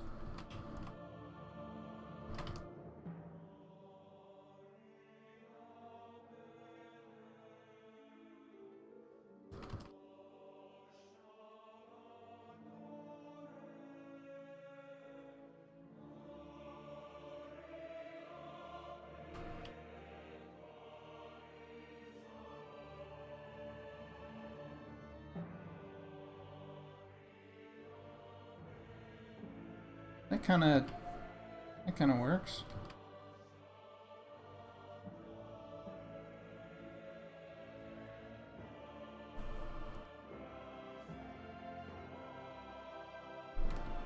I think I'm gonna bring this back in, though.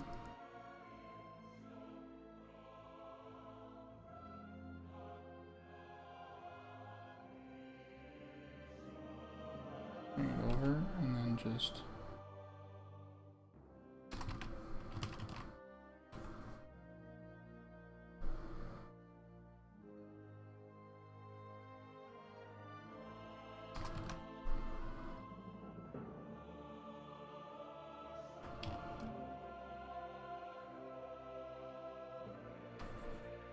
Do I want to go all the way up the back?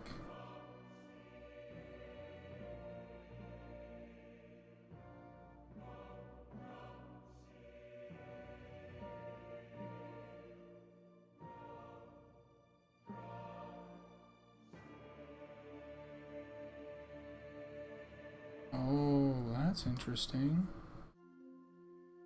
What if I did that?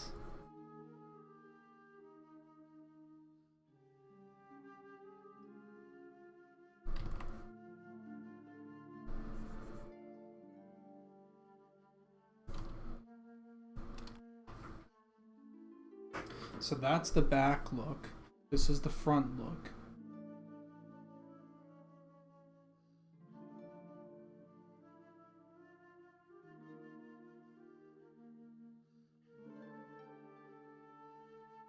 What practice turned your texturing from good to great? Plus Happy Lab says. Well, the question is, what do you mean texturing? Do you mean like when I just paint willy-nilly? Oh, like when I'm designing this? Or do you mean like when I'm doing like texturing for textures within a game? Or like 3D model, like texturing that stuff?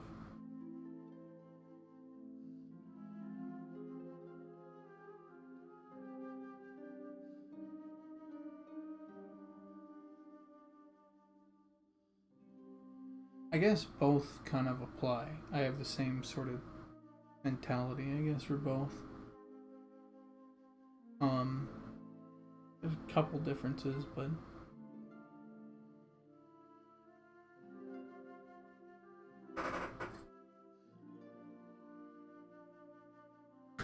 I'm not sure this is the right play. I'm not sure this is the right play to do like this like weird thing. Like, should I do like this or something? You know, like, is this? I'm just unsure. Because that would be on the back, right? Instead of you seeing the full back. I don't know yet. Oh man, I feel like I could easily just not do this and be completely fine. You know?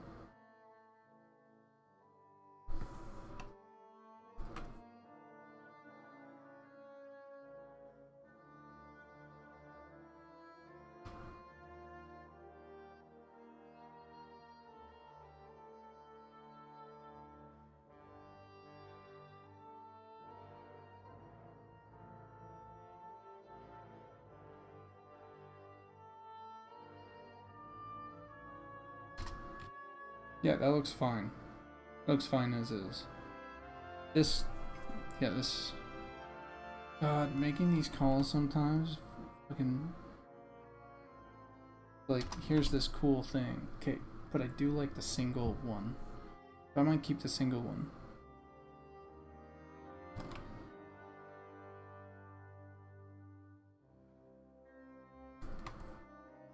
So if we go like here, and then we put it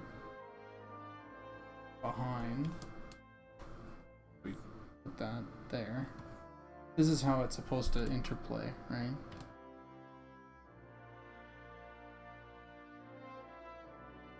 And this is the back.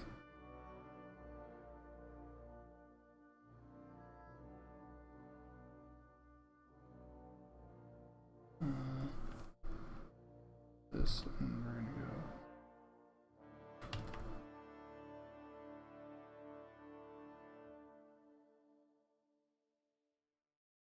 go. Okay. That works fine. That works good.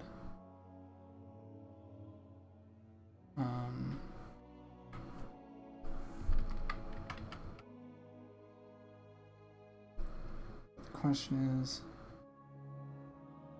okay, I'll need to have some fall-offs on that. That's fine. Right, fuck. That's what I was wondering about. I was like,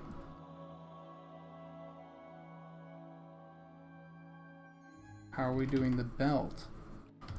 Right, because the midsection. That's where I was like, yeah, okay, there we go. All these things need to be sort of considered, I guess.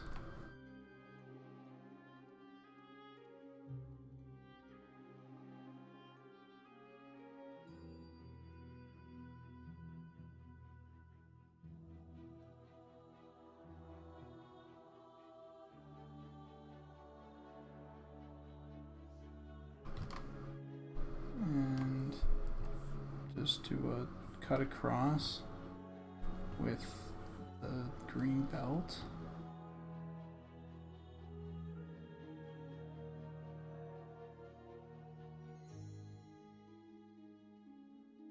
Like here.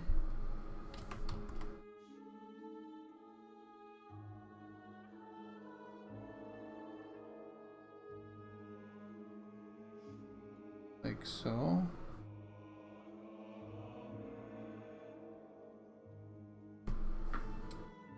Plus Happy Lab, if you ever come back and actually see this. I'd like to answer your question, but I think you're either gone or whatever. What practice turned your texturing from good to great? First off, thank you for calling my texturing great. Two things really, when it comes down to it, to turn your texturing from good to great. One is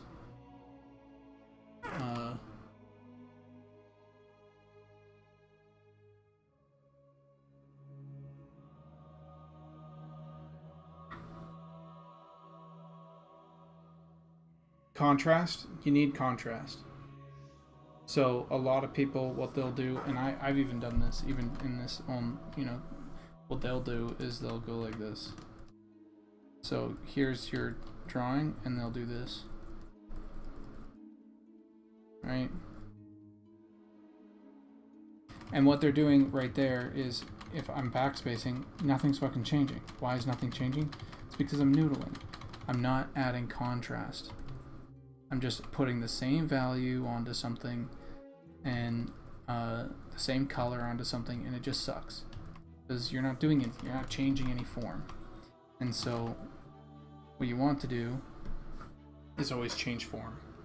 You always want to have something like so you can see that change.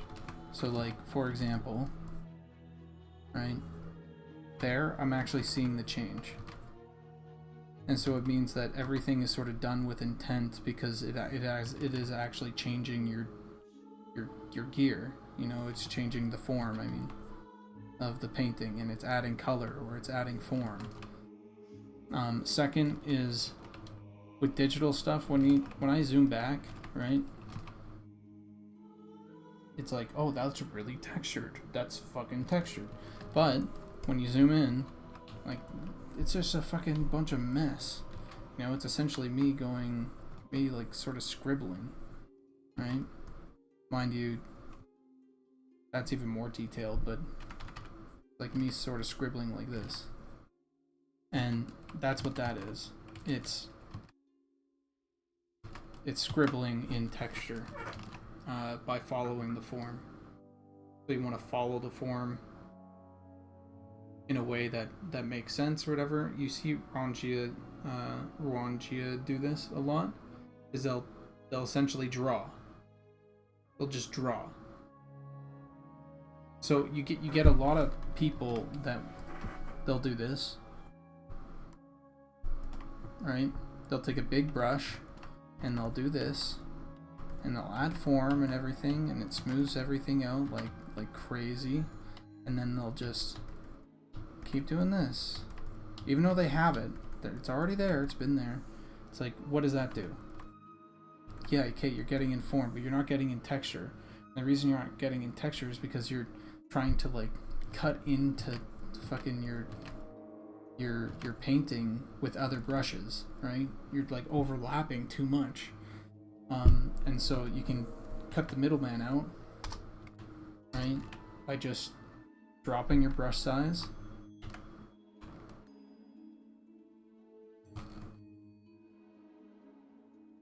And doing it once. Right? If I wanted like an edge on this, I don't, by the way. But if I wanted an edge on this or whatever, right? Where there's like a little bit of a lip, I'd add a little contrast right there. See? And then let's say I wanted this to read as like a sort of sinewed sewed bit, right?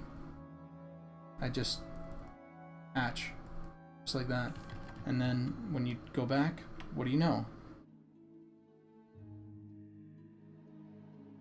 See?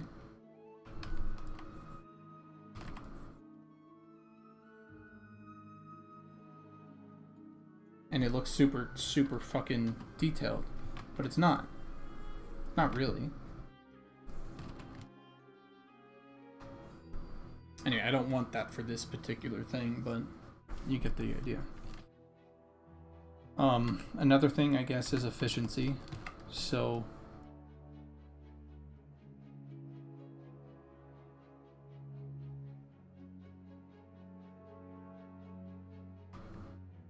you see it a lot in this, right over here in this area. What I did with this area was very simple. With these like pant leg areas, or any panel. Let's say I have like a, yeah, let's just do like an example. Oh, actually, hold on. Maybe I can actually work into something that I need to work into.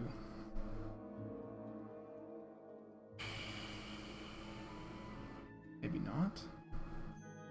Here, I'll go into this.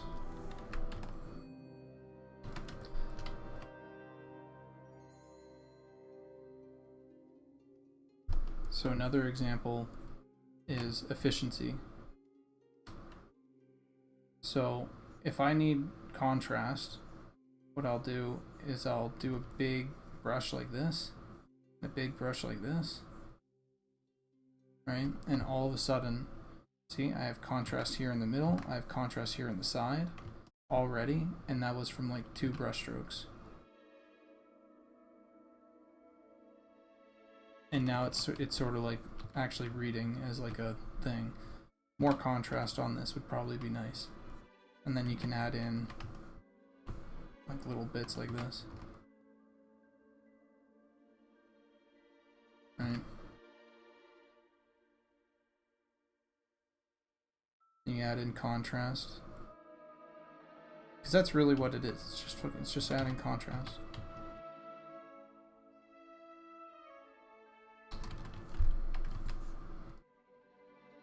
And that's the difference.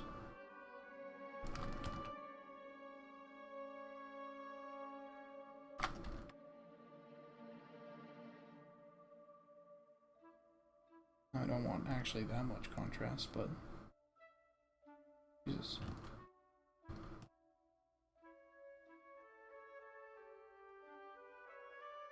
If you want something a little bit more subtle, I guess, yeah, you can also do that, where you isolate the layer and then you just bring its opacity down. And then layer that on top of each other, do that a couple times. It's kind of cool.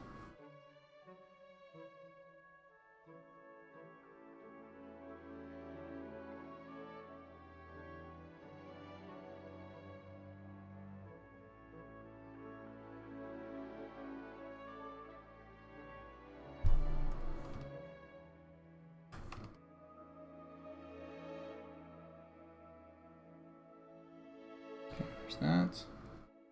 These need to be separated again.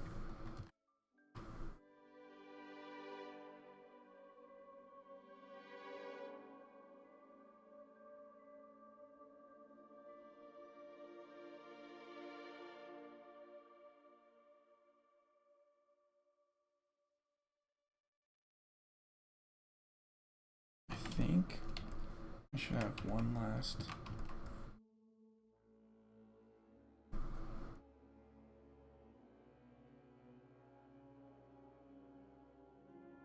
Like thing here.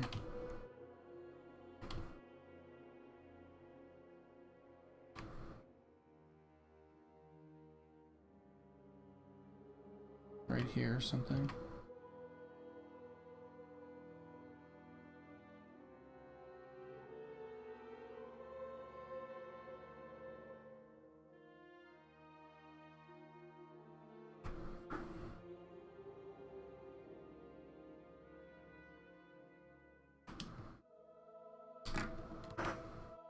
Okay, let's see.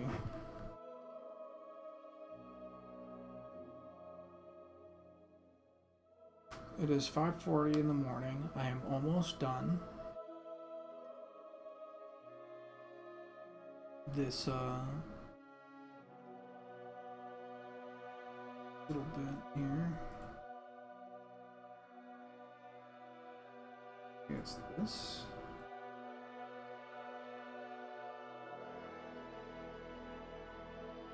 What the hell is this? What?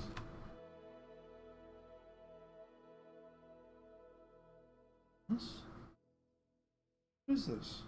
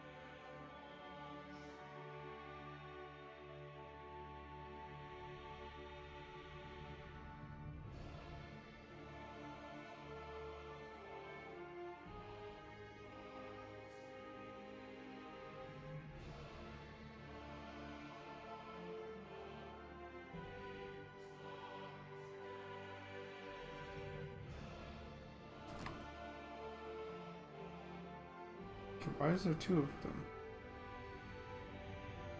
What is the difference?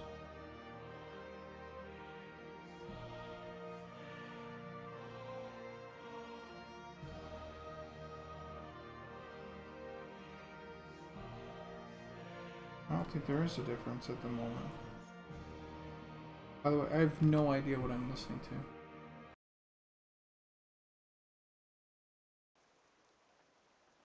Let's see. Good.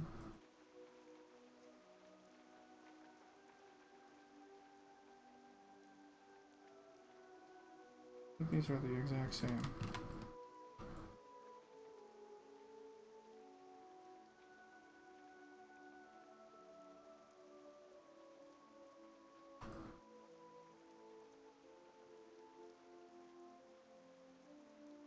I think I can cram more of them into each other. They're like offset like this.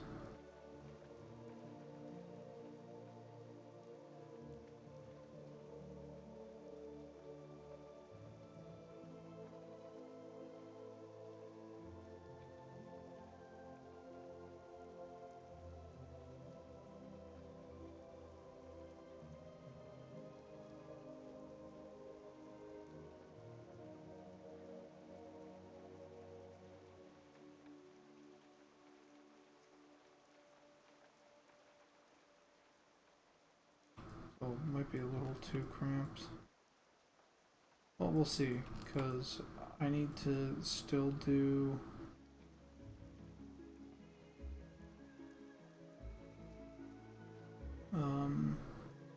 the pants.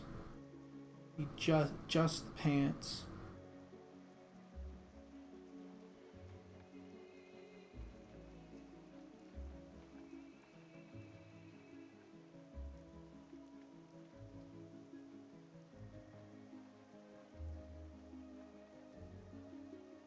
And just the bracers.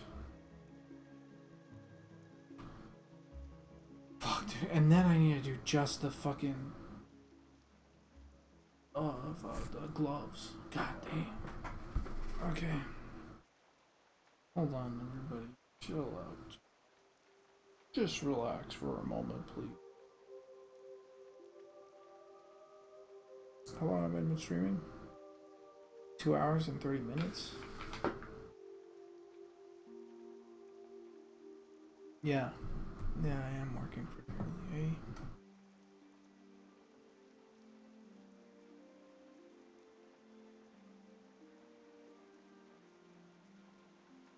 Alright, we're gonna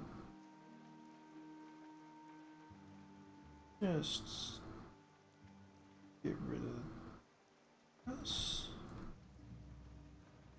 See ya. Wait. Jesus Christ, am I insane? Keep the original. Then I'll get rid of that.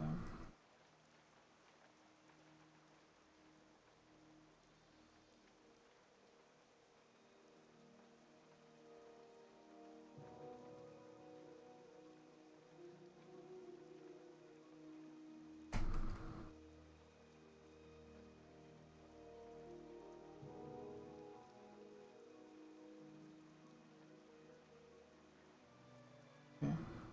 What is this?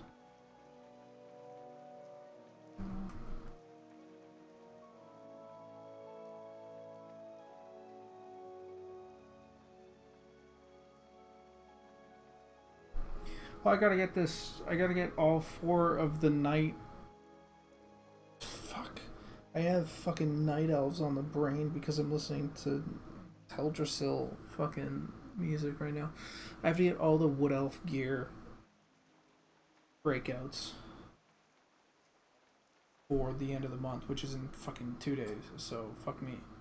So that's what I need to do.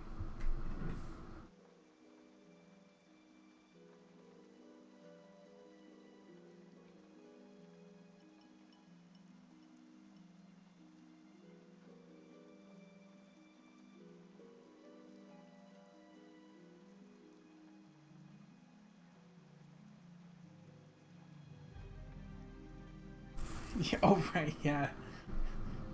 Teldrassil got fucked up, didn't it?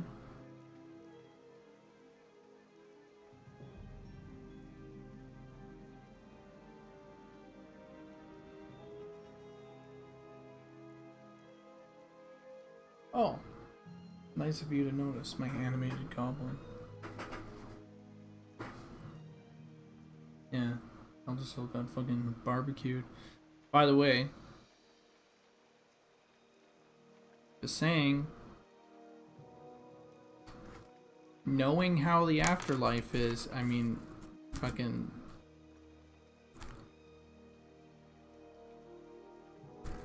Did Sylvanas really do anything wrong?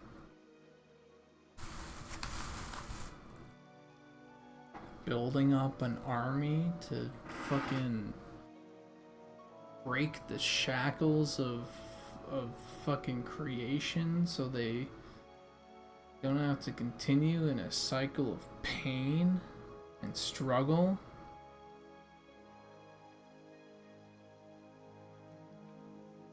She was like, yeah, I'm with the jailer to reset fucking like existence itself.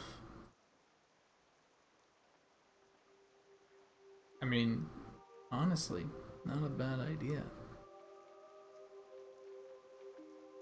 And then they pussied out of that whole pussied out of that whole storyline because the jailer wasn't as cool as they thought he was.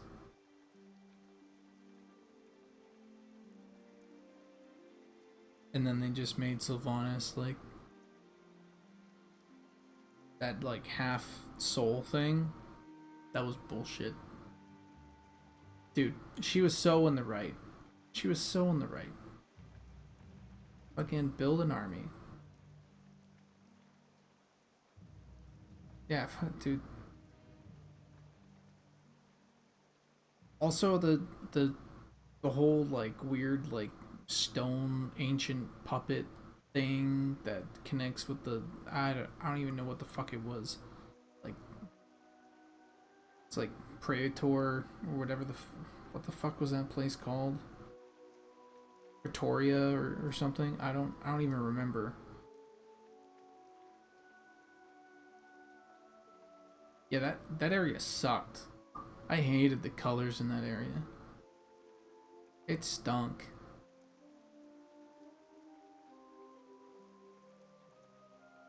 What's the point of making a fucking huge area like that if nobody's ever gonna fucking play it again? The amount of wasted space in World of Warcraft and level design that goes on because they want to do more fucking shit doesn't make any sense to me. It's just what a waste.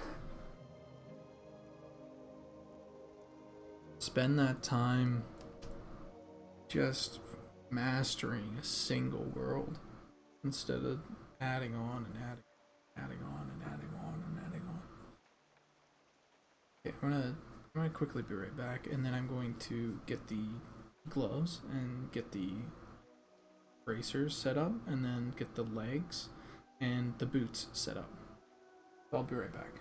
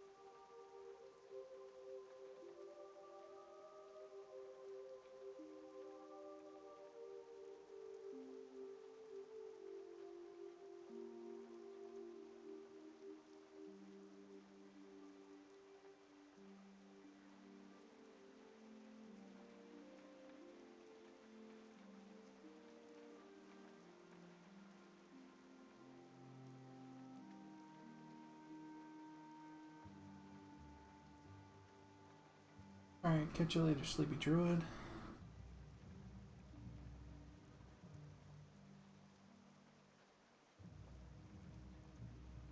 Alright.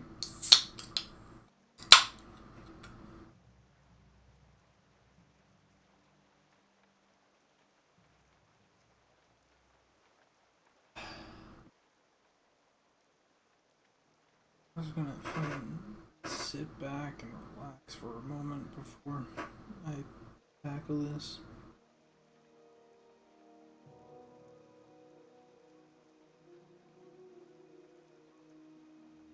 Okay.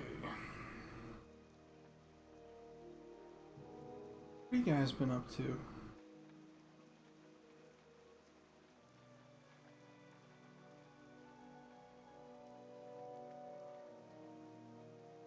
Or another question, or another thing is, do not.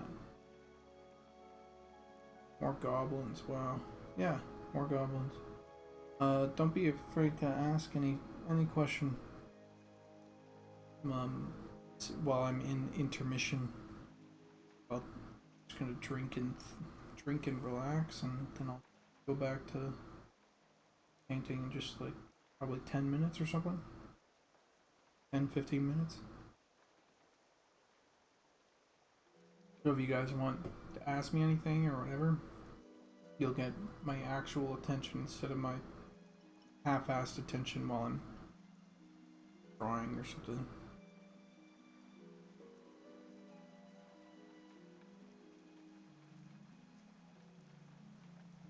You guys heard of thinking of getting Project Zomboid and giving that a shot?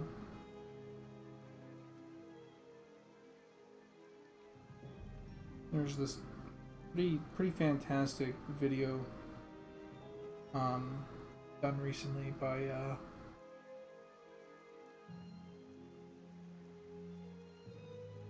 his name Harvest? I don't know.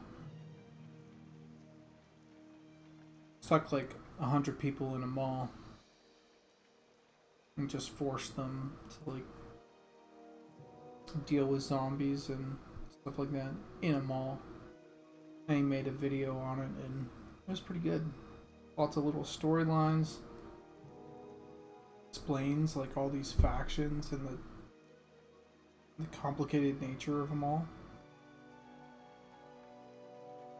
It's like an hour video.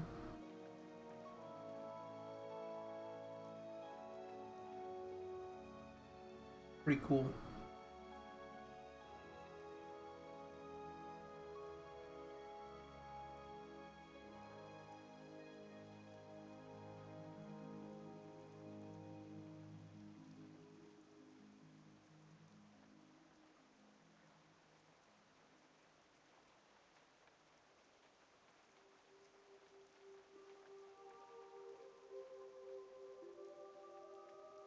Animating Sonic EXE.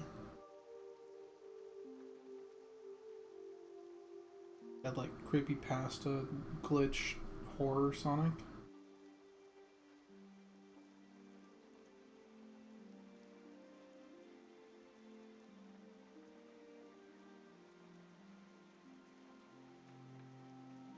Is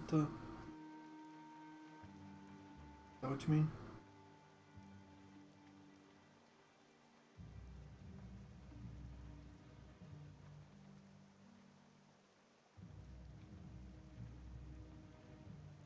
Go on. Fuck yeah.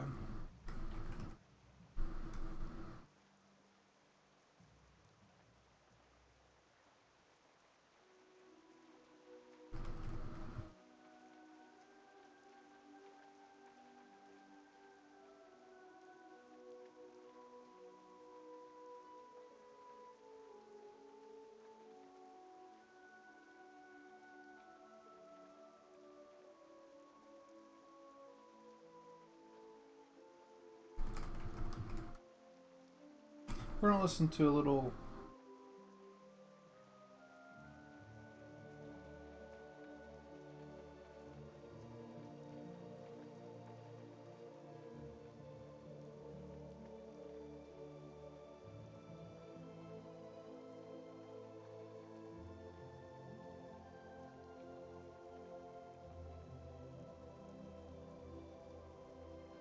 We're gonna listen to a little audiobook.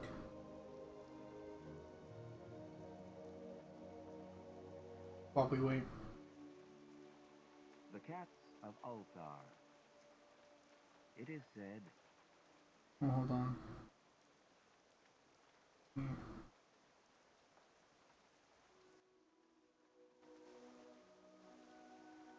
Pause this.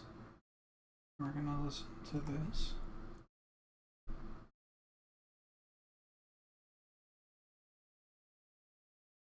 What are we listening to? What are we listening to? It was...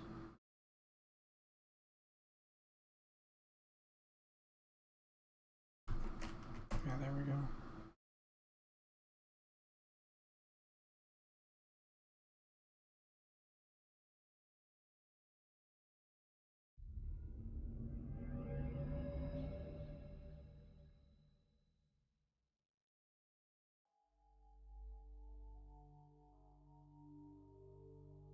The Cats of Ulthar.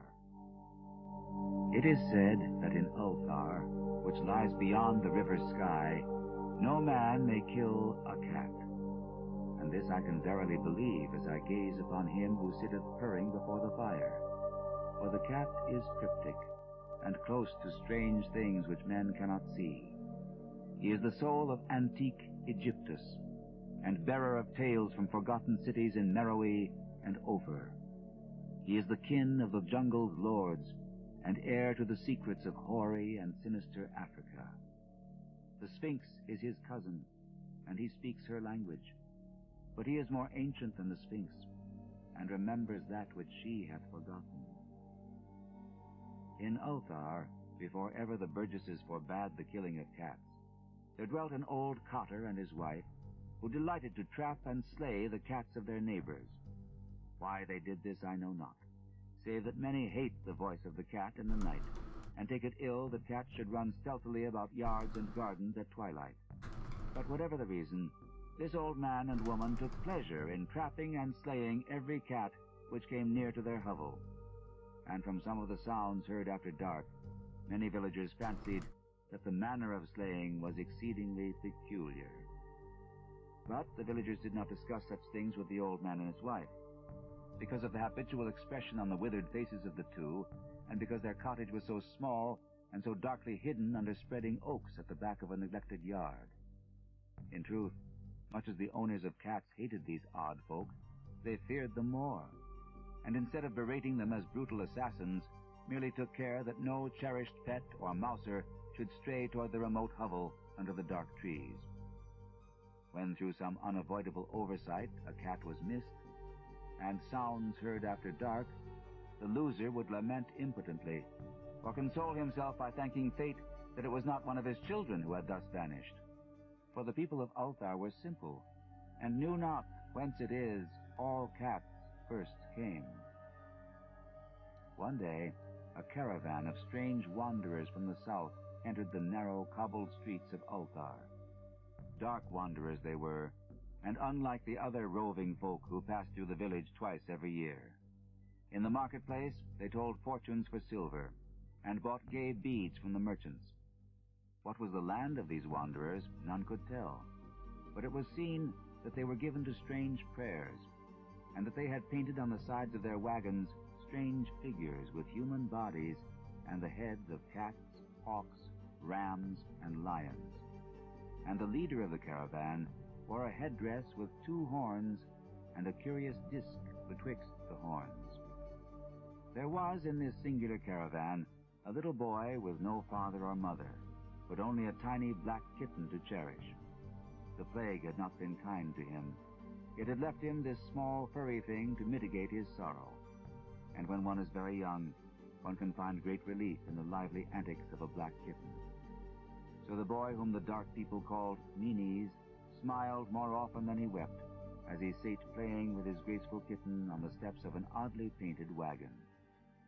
On the 3rd morning of the wanderer's stay in Ulthar, Meanies could not find his kitten, and as he sobbed aloud in the marketplace, certain villagers told him of the old man and his wife, and of sounds heard in the night. And when he heard these things, his sobbing gave place to meditation, and finally to prayer. He stretched out his arms toward the sun and prayed in a tongue no villager could understand, though indeed the villagers did not try very hard to understand, since their attention was mostly taken up by the sky and the odd shapes the clouds were assuming. It was very peculiar, but as the little boy uttered his petition, there seemed to form overhead the shadowy, nebulous figures of exotic things, of hybrid creatures crowned with horn-flanked discs.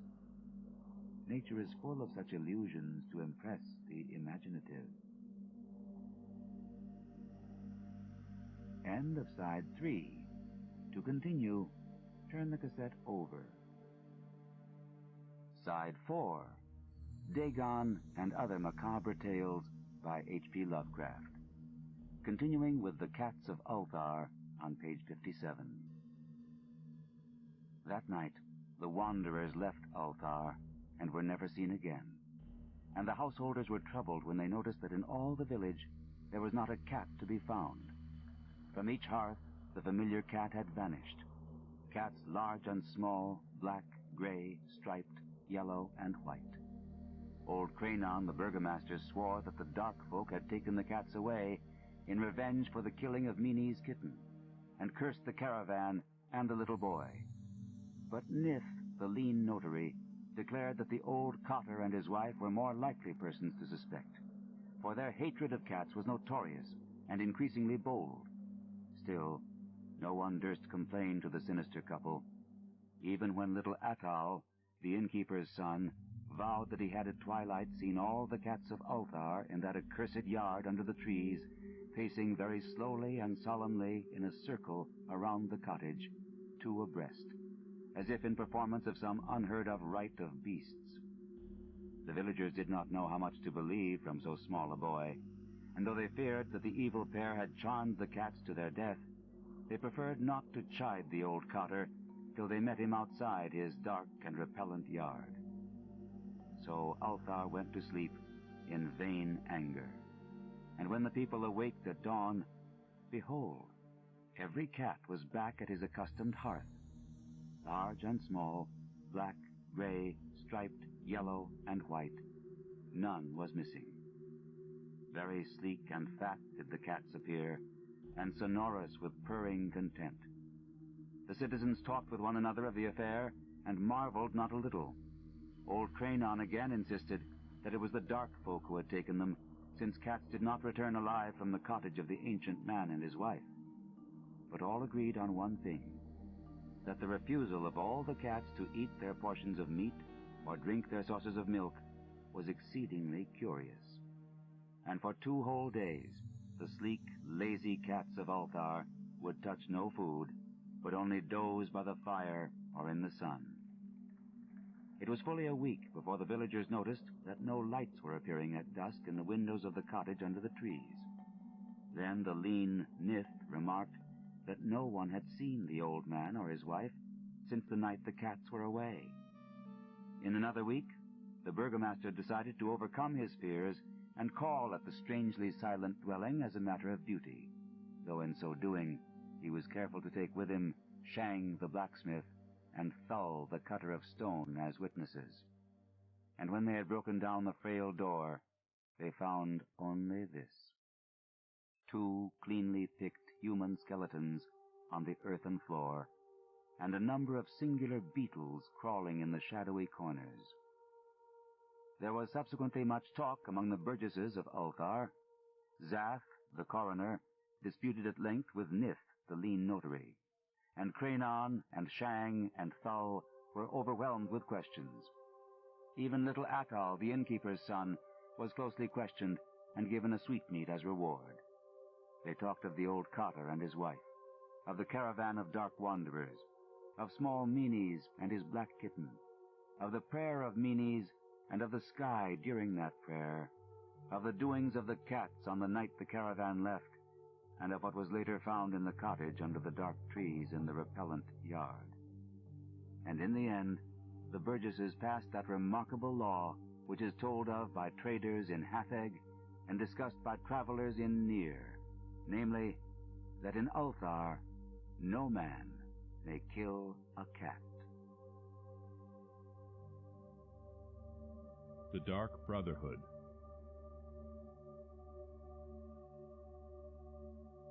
Dude, wasn't that fucking sick? In Ulthar, no man may kill a cat. Yeah. Dude, I fucking love that. What, is this 10 minutes? What a nice little short story. It's tight, too. Short stories are hard.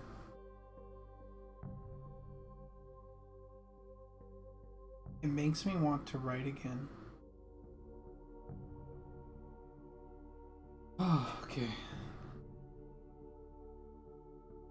Thank you for joining me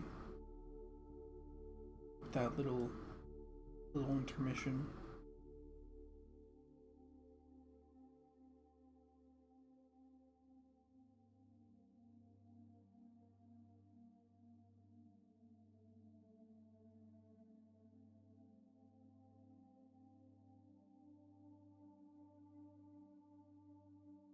I wonder what the little beetles have to do with it. It's like a connection, scarabs, to the Egyptian wanderers or Egyptian peoples. Maybe the dark wanderers that came through.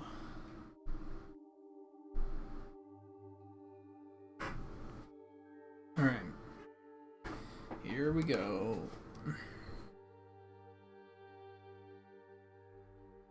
Oh.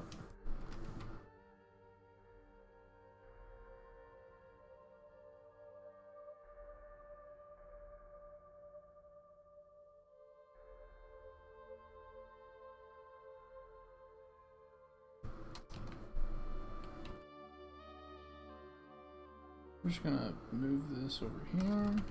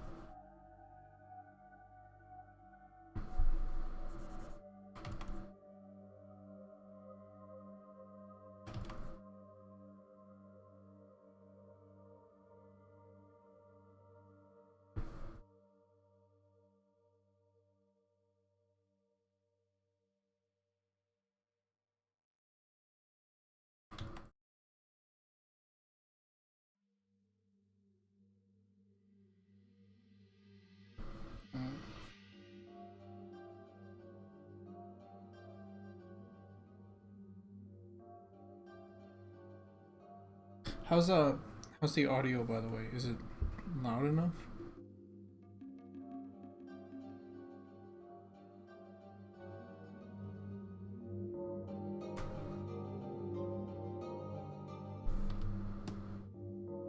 I just turned it up a bit, so let me know.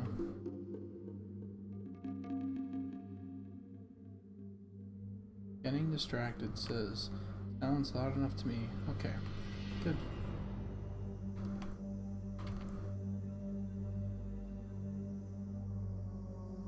Good.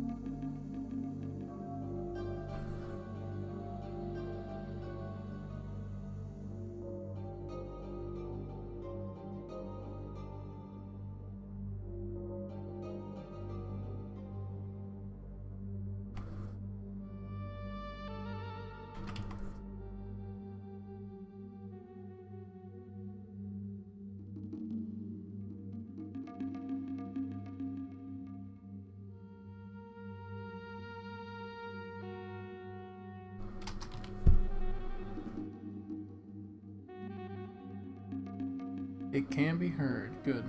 Good.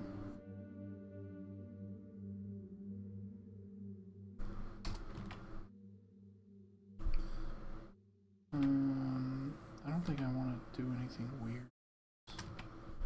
Do I?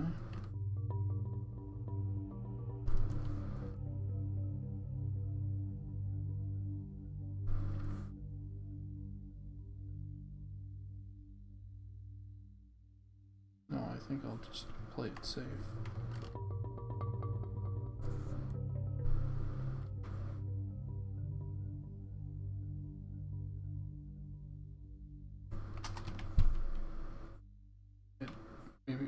Maybe I'll do this like a split like this.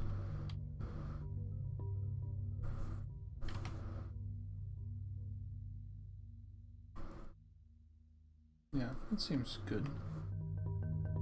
Seems good to me. Fine to me. Even.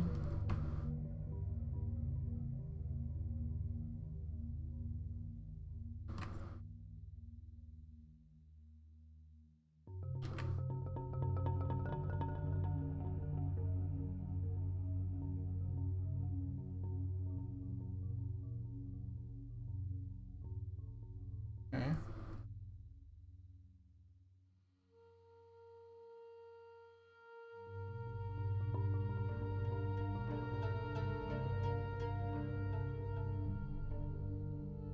Oh, have you seen the whole thing? Getting distracted? Have you seen like the do it full reveal for you if you haven't seen the this guy here?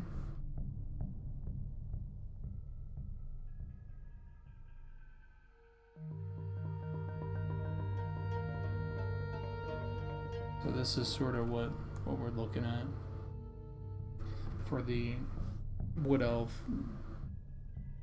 leather.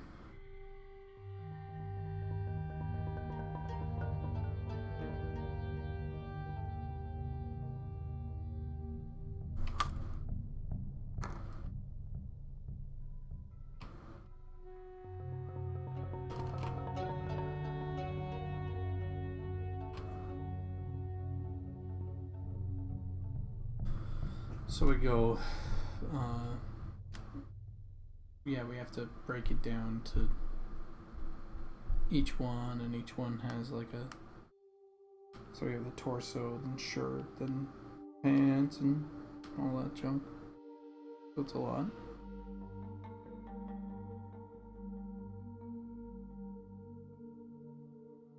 Then we have to do the back side of the pants, and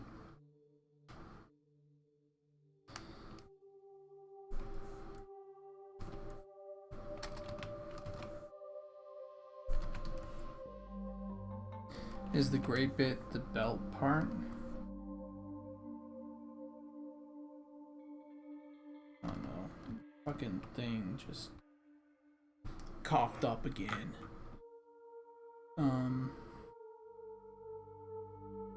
It's like we'll have to close Photoshop, open it back up. Because it has this bug when I'm panning that it will just lock up the viewport completely. Gray part. Do you mean this part right here? This part's the belt. This part is the waist for sure, but it's actually under all this stuff. So how we do it is this is part of the shirt.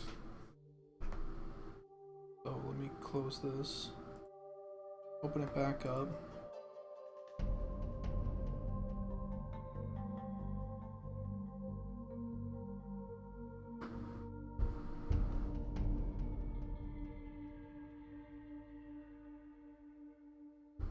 Yeah, so that part is part of the shirt, and that means it's like the quote-unquote leather shirt or whatever.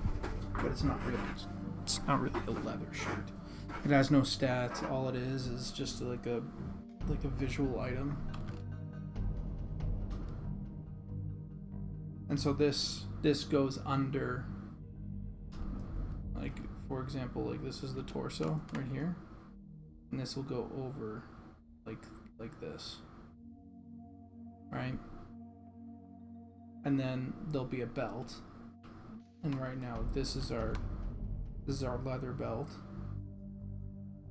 and that leather belt will then go over all this.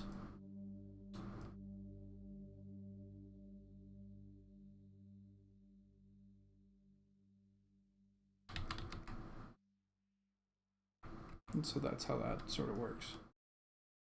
Yeah, exactly. It's layered. And so, like, for example, you can see this area right here, right? It's actually covered up by a little bit of a cape. And then this cape is going to be covered up by some, what's it called? By some shoulders. Hey, Justin Beard. And so the shoulders cover up the cape covers up a little bit of the front of the torso covers up the shirt covers up chest or whatever, and it also, the shirt also has like a robe. Same with this has like a bit of a robe, so it'll cover up a little bit of the legs here, and we can get some really cool silhouettes and stuff like that just by doing some very simple, like, alphas on the robe, right? So we can get cool shapes out of that. And then the cape, yeah, will cover up some stuff, and there's some different stuff that we can do with the cape. Like, for example, we could do this, right? Which is just that, and then we can add the little vines, and those can be colored whatever, and then we can add like the leaves on top of that, and so you get this cool like layered element to the cape, which is cool as hell.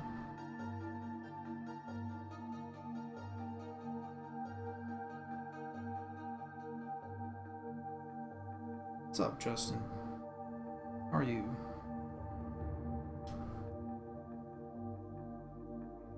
And so it's my job to do the front back of each and everything, so you can put it all together essentially, right?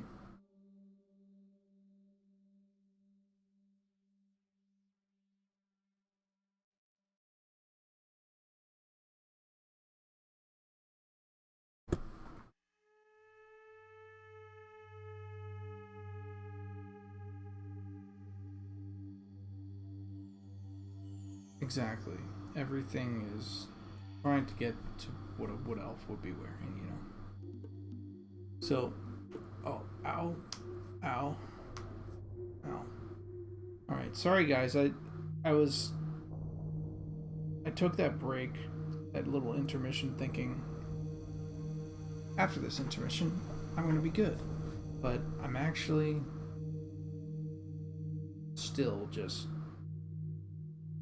kind of tired and distracted. So what I think I'm gonna do is just go have a little bit of a break.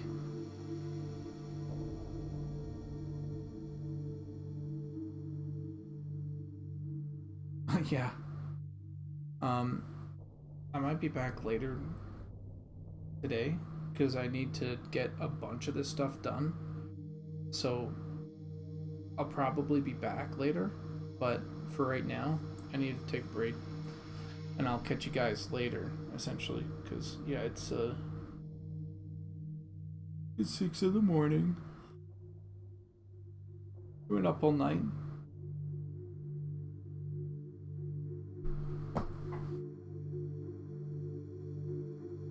Got a lot of good work done though.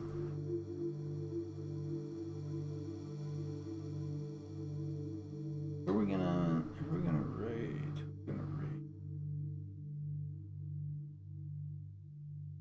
There's fucking nobody.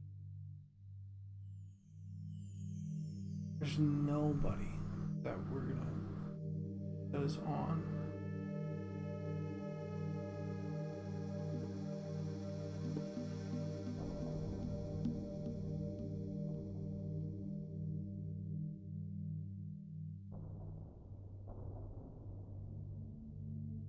Yeah. Not a lot of Saturday morning streamers, that's true. Maybe we can browse some games that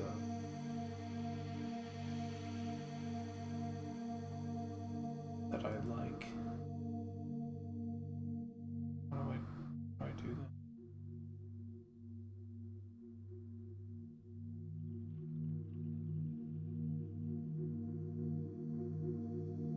Categories, yeah.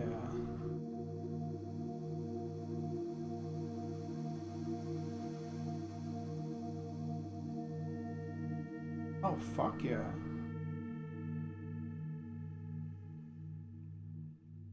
I have no idea who this person is, but it's a game that I've been looking forward to, and it has goblins in it, so I'm gonna raid this person. Raid. Haza. Alright, I'll catch you guys later. Everybody go watch this fucking cool goblin game that I also probably need to go get and play. I'll talk to you guys later. Thanks for joining. Love you guys. Hope you all have a great end if I don't see you.